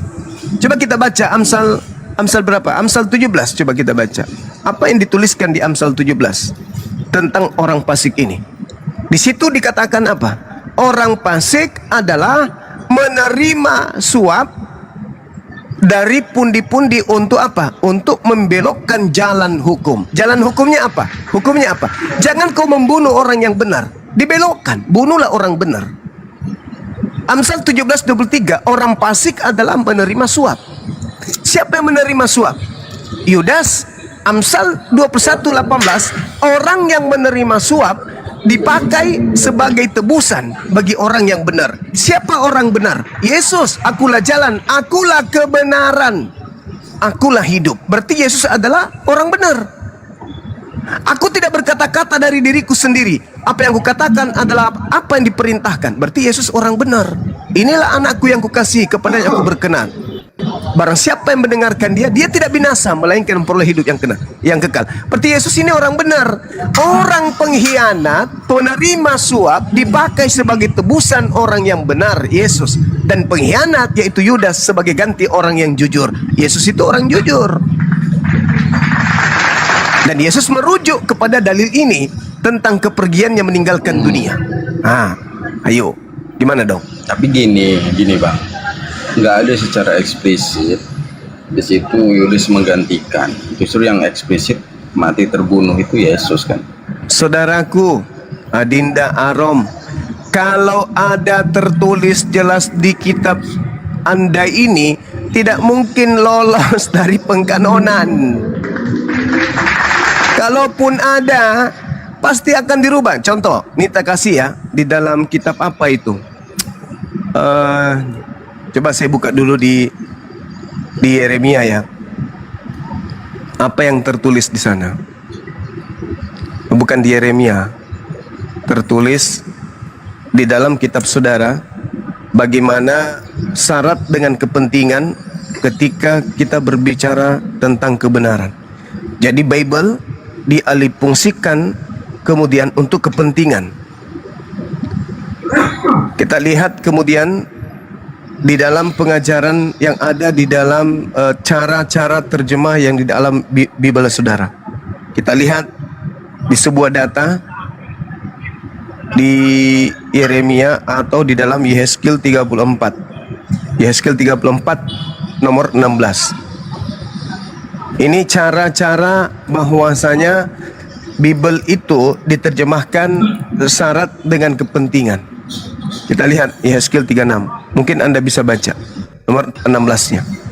Yang hilang akan kucari, yang sesat akan kubawa, yang luka akan kubalut, yang sakit akan kukuatkan, yang gemuk dan yang kuat akan kulindungi. Yang gemuk akan kulindungi. Orang gemuk nggak terima ini kalau bukan kulindungi. Padahal dalam bahasa Ibraninya di situ aslinya adalah somad. Somad artinya kupunahkan atau kubinasakan.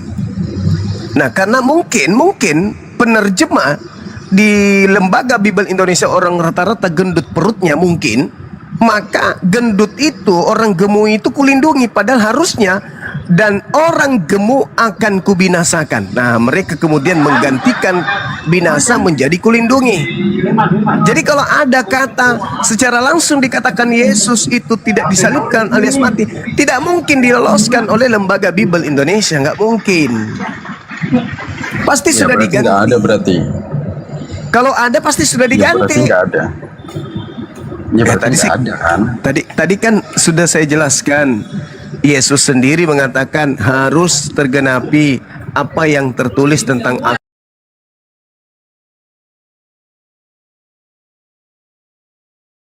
Tuh, di Matius 4, Lukas 4. Yesus, jika engkau adalah anak Tuhan, jatuhkan dirimu ke bawah sebab ada tertulis tentang engkau. Iblis sudah membuka bocorannya.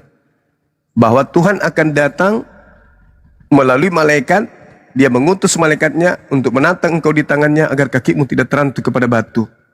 Ada nggak tertulis itu betulan? Ada di Mazmur 91. Nah, iblis Ya, itu mengatakan kan pencobaan. Kalau pencobaan kan beda sama abad penderitaan dan pembunuhan. Menggenapi semuanya kan harus mati. ya, Yesus itu harus mati untuk membebaskan Bani Israel dari perbudakan Romawi, bukan mati untuk nebus dosa. Ya tapi mati berarti kan. Ya tidak mungkin dia mati, nggak mungkin, itu mustahil. Nah itu barusan Bang Juma bilang untuk membebaskan. Berarti percaya mati dong. Ketika orang-orang Yahudi berupaya ingin membunuh Yesus dengan tipu muslihat, dengan kesaksian palsu, terlibatnya juga iblis merasuki Yudas, itu tidak berhasil. Tidak berhasil. Apa buktinya? Hasil gimana? Nah, coba. Beberapa gini. Coba. Nggak berhasilnya di mana? Orang beberapa kitab menceritakan semuanya bahwa dia memikul salib, dia dibunuh, dia ditombak. Baik. Berarti saudara Arom ini ingin mengatakan bahwa Yesus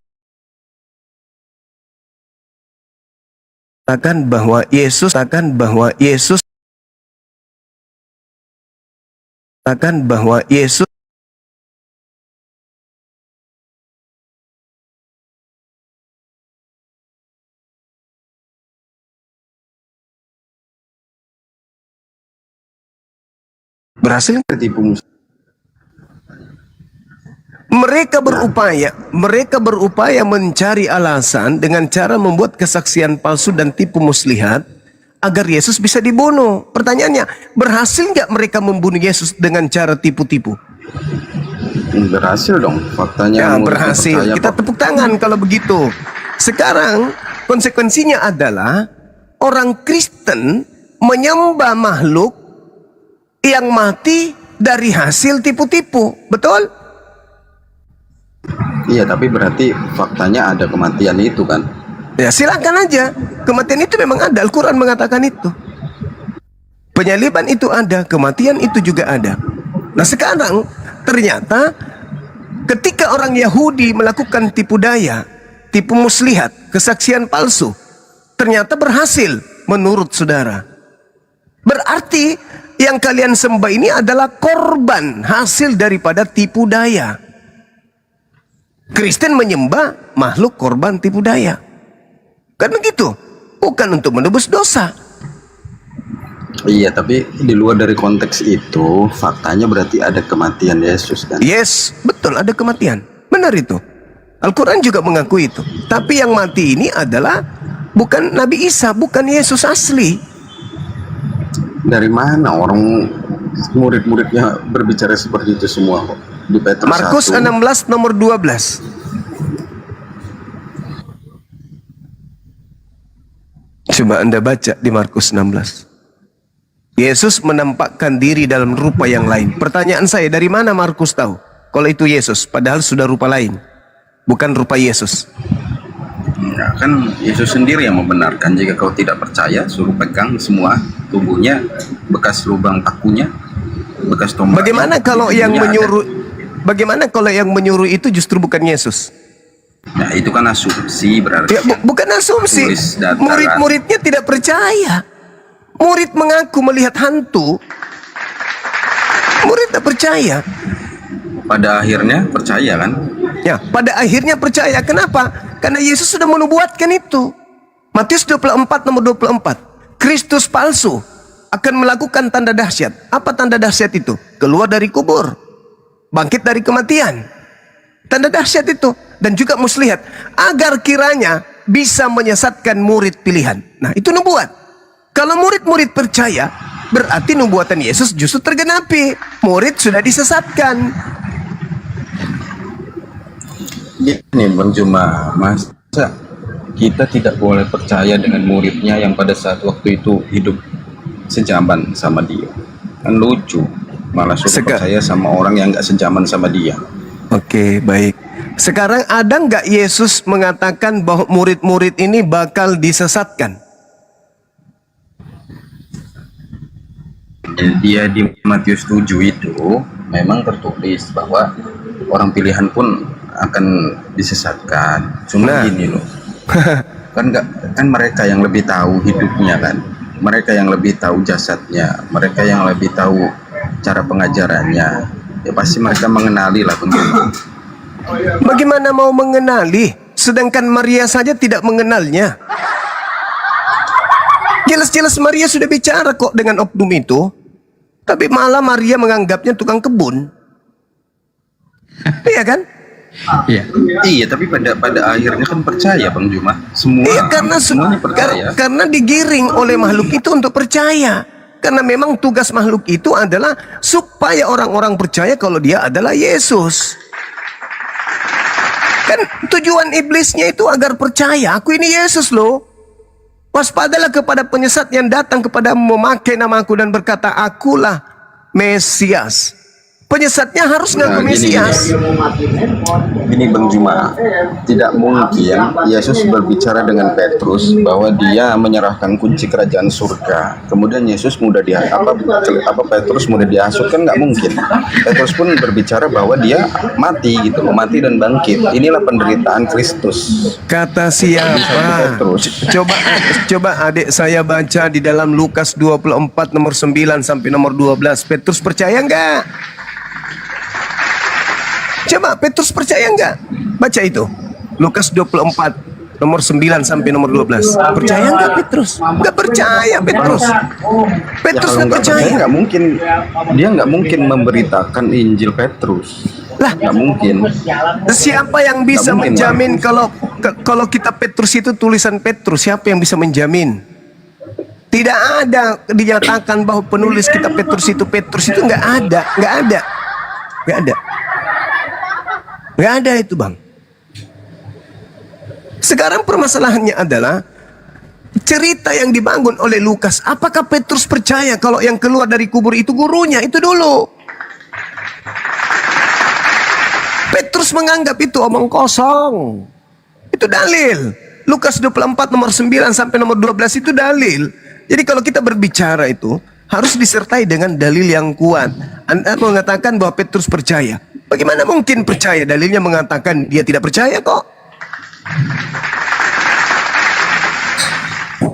Petrus tidak percaya kalau yang keluar dari kubur itu Yesus. Mana dalilnya? Lukas 24 nomor 9. Endingnya di data nomor 12-nya.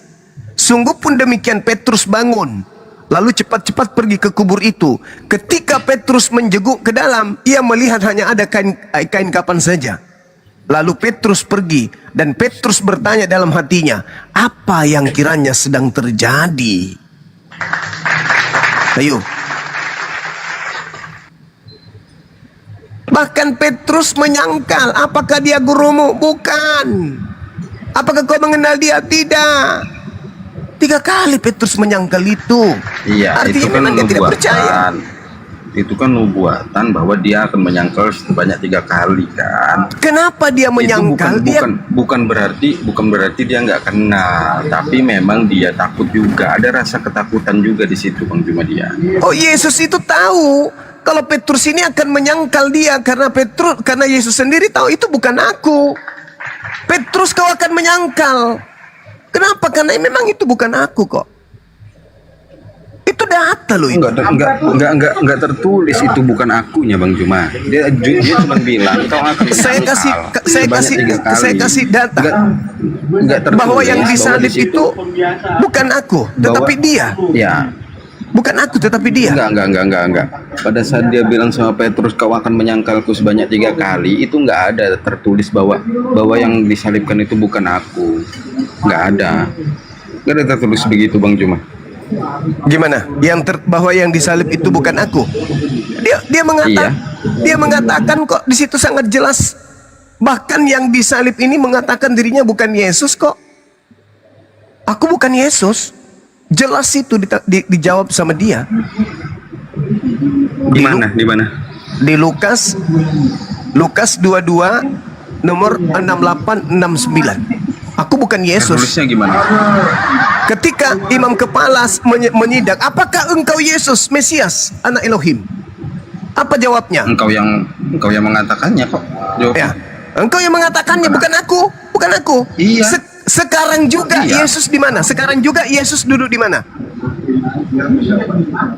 Di sebelah kanan Bapak. Nah, sudah. Iya, tapi dia nggak mengatakan secara eksplisit bahwa aku bukan Yesus, tapi Nah, itu kau sendiri yang mengatakan. dengan dia mengatakan bahwa Yesus sekarang ini sudah duduk di atas langit, berarti yang duduk di bumi yang sedang disidang itu bukan Yesus. Memang Yesus ada berapa?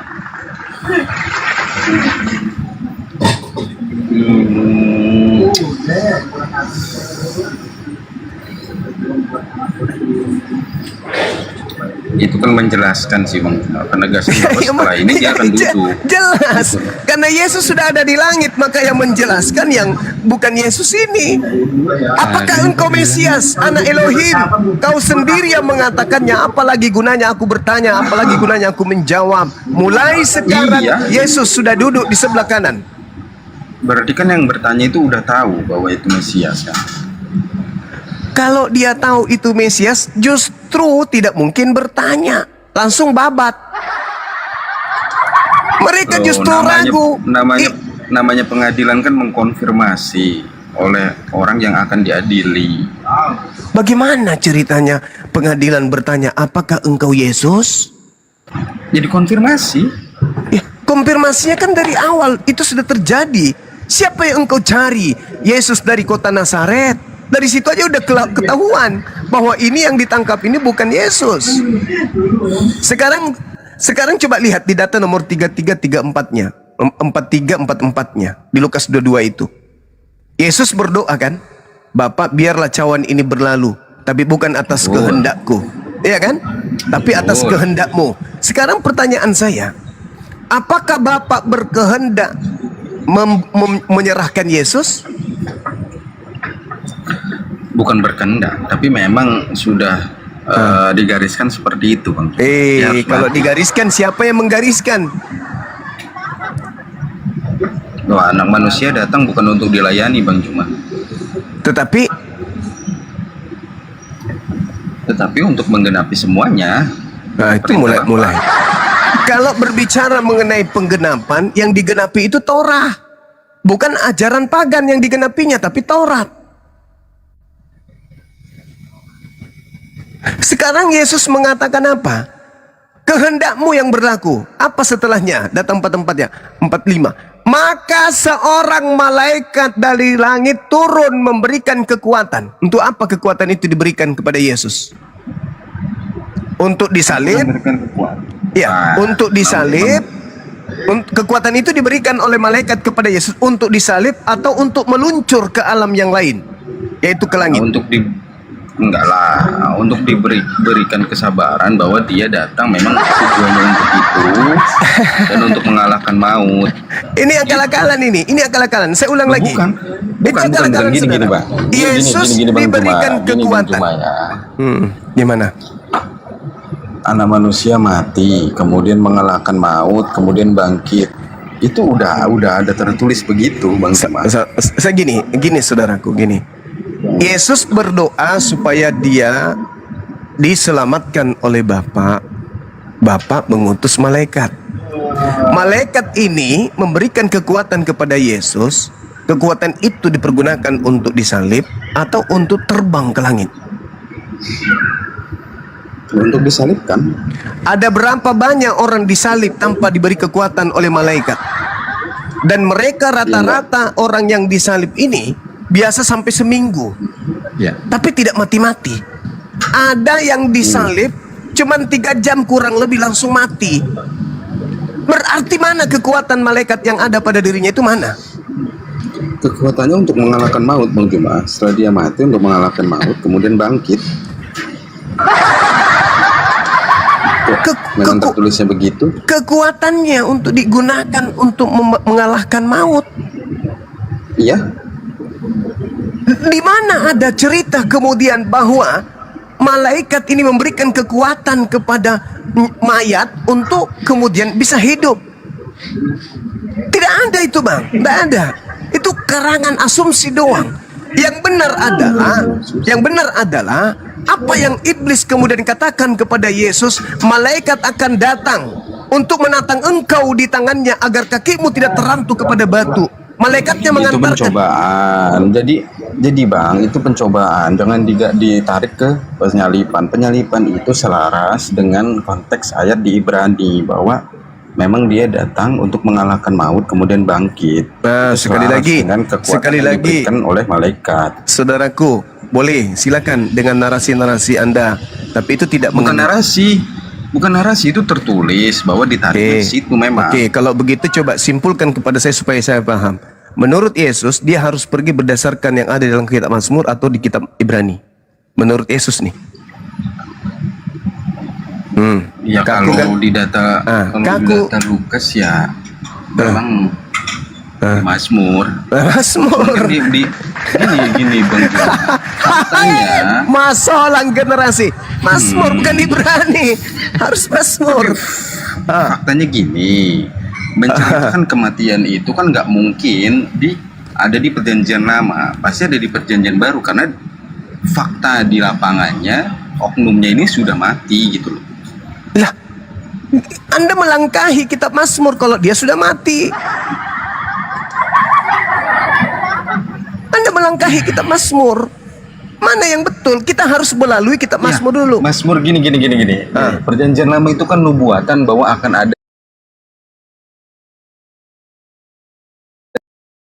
Tapi dulu sebentar. Kemudian Yesaya pun menjelaskan bahwa anak manusia akan datang dengan penderitaan. Nah, itu juga tidak diterima di kotanya.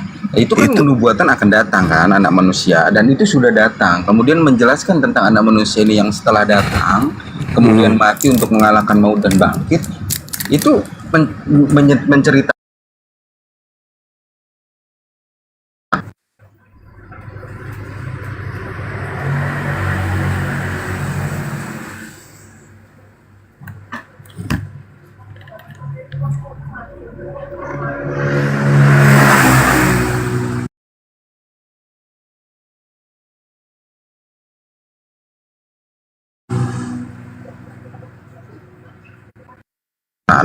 nah, diterangkanlah di perjanjian baru, Bang Juma. Yang namanya nubuatan itu ramalan. Tidak menyebut nama. Betul, justru karena nubuatan itu tidak secara eksplisit menegaskan kematian kebangkitan, makanya dijelaskan setelah oknumnya sudah mati dan bangkit. Itu Bang Juma. Nubuatannya itu mati enggak? Kalau nubuatannya enggak diceritakan enggak mati. Tapi kan merasakan penderitaan seperti apa menurut Bang Juma? Oke, saya jawab. Kalau yang Anda maksud itu, Yesus sendiri menjawabnya di dalam Matius 36. Saya bacakan kepada saudara. Apa yang Anda 23, sorry. Apa yang Anda katakan ini itu terkait dengan Yesus sendiri yang menyuarakan. Apa yang Anda lihat di dalam kitab Yesaya, Yesus sendiri yang menyatakan itu. Saya baca dalilnya. Tetapi dengan demikian kamu bersaksi terhadap diri kamu sendiri bahwa kamu adalah keturunan pembunuh nabi-nabi itu. Yesaya 53 itu bercerita tentang orang-orang kudus yang kemudian mengalami penganiayaan. Yesus menceritakan, jadi penuhilah juga takaran nenek moyangmu. Hai ular-ular, hai kau keturunan ular beludak, bagaimanakah mungkin kamu dapat meluputkan diri dari hukuman neraka? Sebab, lihatlah, aku mengutus kepadamu nabi-nabi. Di sini tidak ada kata aku di original teksnya. Dan orang bijaksana dan ahli Taurat. Separuh di antara mereka akan kamu bunuh dan kamu salibkan. Yang lainnya akan kamu sesah di rumah-rumah ibadatmu. Dan kamu menganiaya dari kota. Inilah yang diceritakan. Inilah yang diceritakan di dalam Yesaya. Nabi-nabi yang dianiaya, yang disalibkan, yang telah dibunuh. Berarti poin itu menceritakan termute. Yesus pun harus menderita berarti Bang Juma. Oh tidak, salah. Ketika keinginan Bang Juma saudara. bilang, enggak, nanti dulu. Ketika Bang Juma bilang Yesus harus tidak mati dan terangkat langsung tanpa penderitaan dan penganiayaan, berarti nubuatan itu tidak terjadi, Bang Juma, bahwa anak manusia harus menderita. Saudaraku, Ketika Yesus diangkat sebelum penderitaan itu, berarti nubuatan itu tidak terjadi. Baik. Anda membaca dalil bahwa Yesus akan teraniaya itu di mana dalilnya? Di mana dalilnya? Saya? Iya, di kitab Yesaya. Saya bacakan ya. Saya bacakan. Yesaya Jangan dari 1. pertama, jangan Yesaya dari pertama, jangan dari pertama. Penglihatan dari yang pertama. dilihat oleh Nggak Yesaya usah dari bin Amos pertama. tentang Nggak usah di Yehuda. pertama, jangan di pertama, Tentang jangan di pertama. Yerusalem. Ngapain dari pertama? Ngapain dari pertama? Ngapain dari pertama? Jangan dari pertama. Jangan dari pertama. Jangan dari pertama, Bang Juma. Tidak bisa. Ini bercerita ini di bawah, dari data Yesaya 1 sampai Yesaya 66. Ini di bawah ada jemaat saya nonton juga. Jadi pembuktian nubuatan itu, tolonglah. Jadi gini, bukan masalah takut, bukan masalah takut. Gini, maksudnya gini, mereka kan nggak pernah membaca nubuatan itu dari ayat 1. Nggak perlu lah kita dari ayat 1 mengkonfirmasi kebenaran itu. Langsung aja intinya. Jahat kali kau rupanya ya. Jahat rupanya dirimu ya. Kepanjangan lama gitu loh. Rupanya saudara saya, adik saya ini ternyata jahat saya juga di rupanya. saya di DM suruh naik perihal nubuatan kematian. Jangan ke satu segala kau bawa-bawa. Parah. Nanti banyak juga nanti pertanyaan. Udah banyak kali pertanyaan ke Bang Juma. Jangan kau nambah pertanyaan-pertanyaan longor yang harus cari literasi dan teologinya. Saudara. Langsung aja intinya kan ada di situ. Jadi gini, jadi Yesaya 1 ini membahas tentang keadaan raja-raja Yehuda dan Yerusalem. Jadi Yesus Enggak itu loh. Bukan itu. Langsung aja. Jadi Yesus itu menceritakan tentang itu. Yang dikatakan dalam Yesaya 53 itu diceritakan oleh Yesus. Yesusnya mengatakan, bagaimana mungkin engkau akan meloloskan dirimu dari api neraka? Sebab separuh dari raja-raja, nabi-nabi, orang-orang benar, ahli Torah yang diutus ini kau bunuh dan kau salibkan. Itulah yang dinubuatkan dalam Yesaya 53. Dan Yesus terlepas daripada itu. Begitu adikku. Jadi jelas ini adalah satu pembodohan. Kenapa saya katakan satu pembodohan? Coba konsentrasi dulu. Baca di dalam Yohanes 11. Bagaimana Imam Kayapas bernubuat tentang Yesus. Itu baru betul. Jadi nubuat tentang Yesus itu bukan di dalam kitab Yesaya. Nubuat tentang Yesus itu ada di Yohanes 11 nomor 45 sampai 57. Itu. Imam kepala Kayapas bernubuat tentang Yesus bahwa Yesus harus mati untuk bangsa Israel agar bangsa Israel tidak dirampas oleh penjajah Romawi. Tidak begitu. Jadi gini, yang benar itu ada di Yesaya. Nubuatan itu ada di Perjanjian Lama. Kalau itu memang nubuatan secara paksa oleh Kayapas. Itu aja sih. Masa generasi. Bagaimana adik ini mengatakan itu secara paksa? Sedangkan di situ dikatakan begini. Hal itu dikatakan oleh Kayapas bukan dari dirinya sendiri. Kalau bukan dari dirinya sendiri, lalu dari mana? Ini penting. Ini sebenarnya satu materi yang harus saya bahas ke depannya terpisah. Tapi nggak apa-apa. Saya ingin bertanya nih. Mumpung ada jemaat adik ini di bawah. Hal itu nggak usah Bang Juma. Saya ini mau ada perlu. Thank you Bang Juma ya. Ada. ini tema lah, Pak Pendeta. Ini tema sebenarnya. Tema yang WA dulu. Ini tema yang akan saya angkat terpisah. Saya akan mengangkat di dialog-dialog berikutnya terkait Yohanes 11 nomor 51 ini. Di situ dikatakan hal itu dikatakan oleh Kayapas dalam nubuatannya, bukan dia mengatakan dari dirinya sendiri. Nah, Jadi Kayapas bernubuat tentang Yesus mati untuk bangsa Israel agar tidak dibunuh agar bangsanya tidak dirampas oleh Romawi. Itu Kayapas berbicara, bernubuat itu bukan dari dirinya sendiri, lalu dari mana?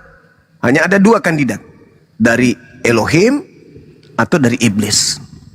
Ayo, kalau dari Elohim berarti Yesus ingin dibunuh. Elohim menubuatkan untuk membebaskan bangsa Israel dari penjajahan Romawi. Kalau dari Elohim berarti nubuat mati Yesus karena dosa waris gugur. Karena Elohim ternyata memberikan wahyu kepada Kayapas bahwa Yesus harus mati untuk membebaskan bangsa Israel dari perbudakan Romawi. Kalau dari Elohim. Kalau bukan dari Elohim, berarti dari iblis. Ayo. Kayapas kemudian mendapatkan ilham dari iblis, Yesus harus mati untuk bangsa Israel agar bangsa Israel terbebas dari penjajahan Romawi. Dan nubuatan iblis ini tergenapi. Apa itu? Yesus mati di salib. Yesus mati di salib itu wahyu dari ilham dari iblis atau dari Tuhan? Dari iblis. Berarti Kristen menerima hadiah dari iblis. Berat itu, berat. Kayapas ini bernubuat bukan dari dirinya sendiri. Lalu dari mana? A, dari Tuhan. B, dari iblis. Itu tema yang terpisah. Kalau ada waktu silakan pendeta pastor yang jago, yang pernah sekolah STT naik, tentukan waktu kapan untuk membahas tema ini. Nabi Muhammad menerima nubuat, penglihatan-penglihatan tentang alam semesta, tentang akhirat, tentang hari pembalasan, tentang hari yang setelah beliau, sebelum beliau, itu dari Roh Kudus. Sekarang Kayapas menerima ilham, bernubuat Yesus harus mati untuk bangsa itu, dan bukan hanya untuk bangsa yang ada di situ Israel, tetapi juga untuk anak-anak Yakub dikumpulkan agar bersatu, agar tidak bercerai-berai. Ini nubuatan Kayapas diterima dari iblis atau dari Elohim? Berat sekali, berat. Saya butuh orang yang paham Bible. Ini saudara saya, adik saya Arom paham Bible. Sayangnya dia membatasi saya. Jangan bahas itu Bang Suma. Jangan buka itu Bang Suma, please. Karena dia sudah tahu. Yo, saudara Arom ini ngerti, dia paham. Beliau cerdas, dia paham. Cuman karena faktor ekonomi aja takut miskin beliau. Dia paham. Nah sekarang Kayapas ini bernubuat. Nubuat yang dibangun oleh Kayapas, Yesus harus mati untuk bangsa Israel. Dan bukan untuk bangsa Israel saja yang ada pada saat itu, tetapi juga untuk mengumpulkan dan mempersatukan anak-anak Elohim yang bercerai-berai. Berarti mengumpulkan Bani Yakob yang sudah tersiar ke seluruh penjuru bumi. Yesus harus mati untuk itu. Nah, kematiannya ternyata karena faktor ekonomi politik. Bukan karena faktor dosa waris. Nah kalau kematiannya karena faktor ekonomi politik, geopolitik, berarti Tuhan Elohim, Tuhan yang benar, bernubuat Yesus harus mati bukan untuk dosa waris, tetapi untuk membebaskan bangsa Israel dari geopolitik. Nah, itu kalau dari Elohim. Bagaimana kalau bukan dari Elohim? Dari iblis berarti. Ayo. Aduh, hancur sehancur-hancurnya. Hancur. Hancur. Game over. Itu tema, dan mungkin Adinda bisa kembangkan, sahabat-sahabat muslim.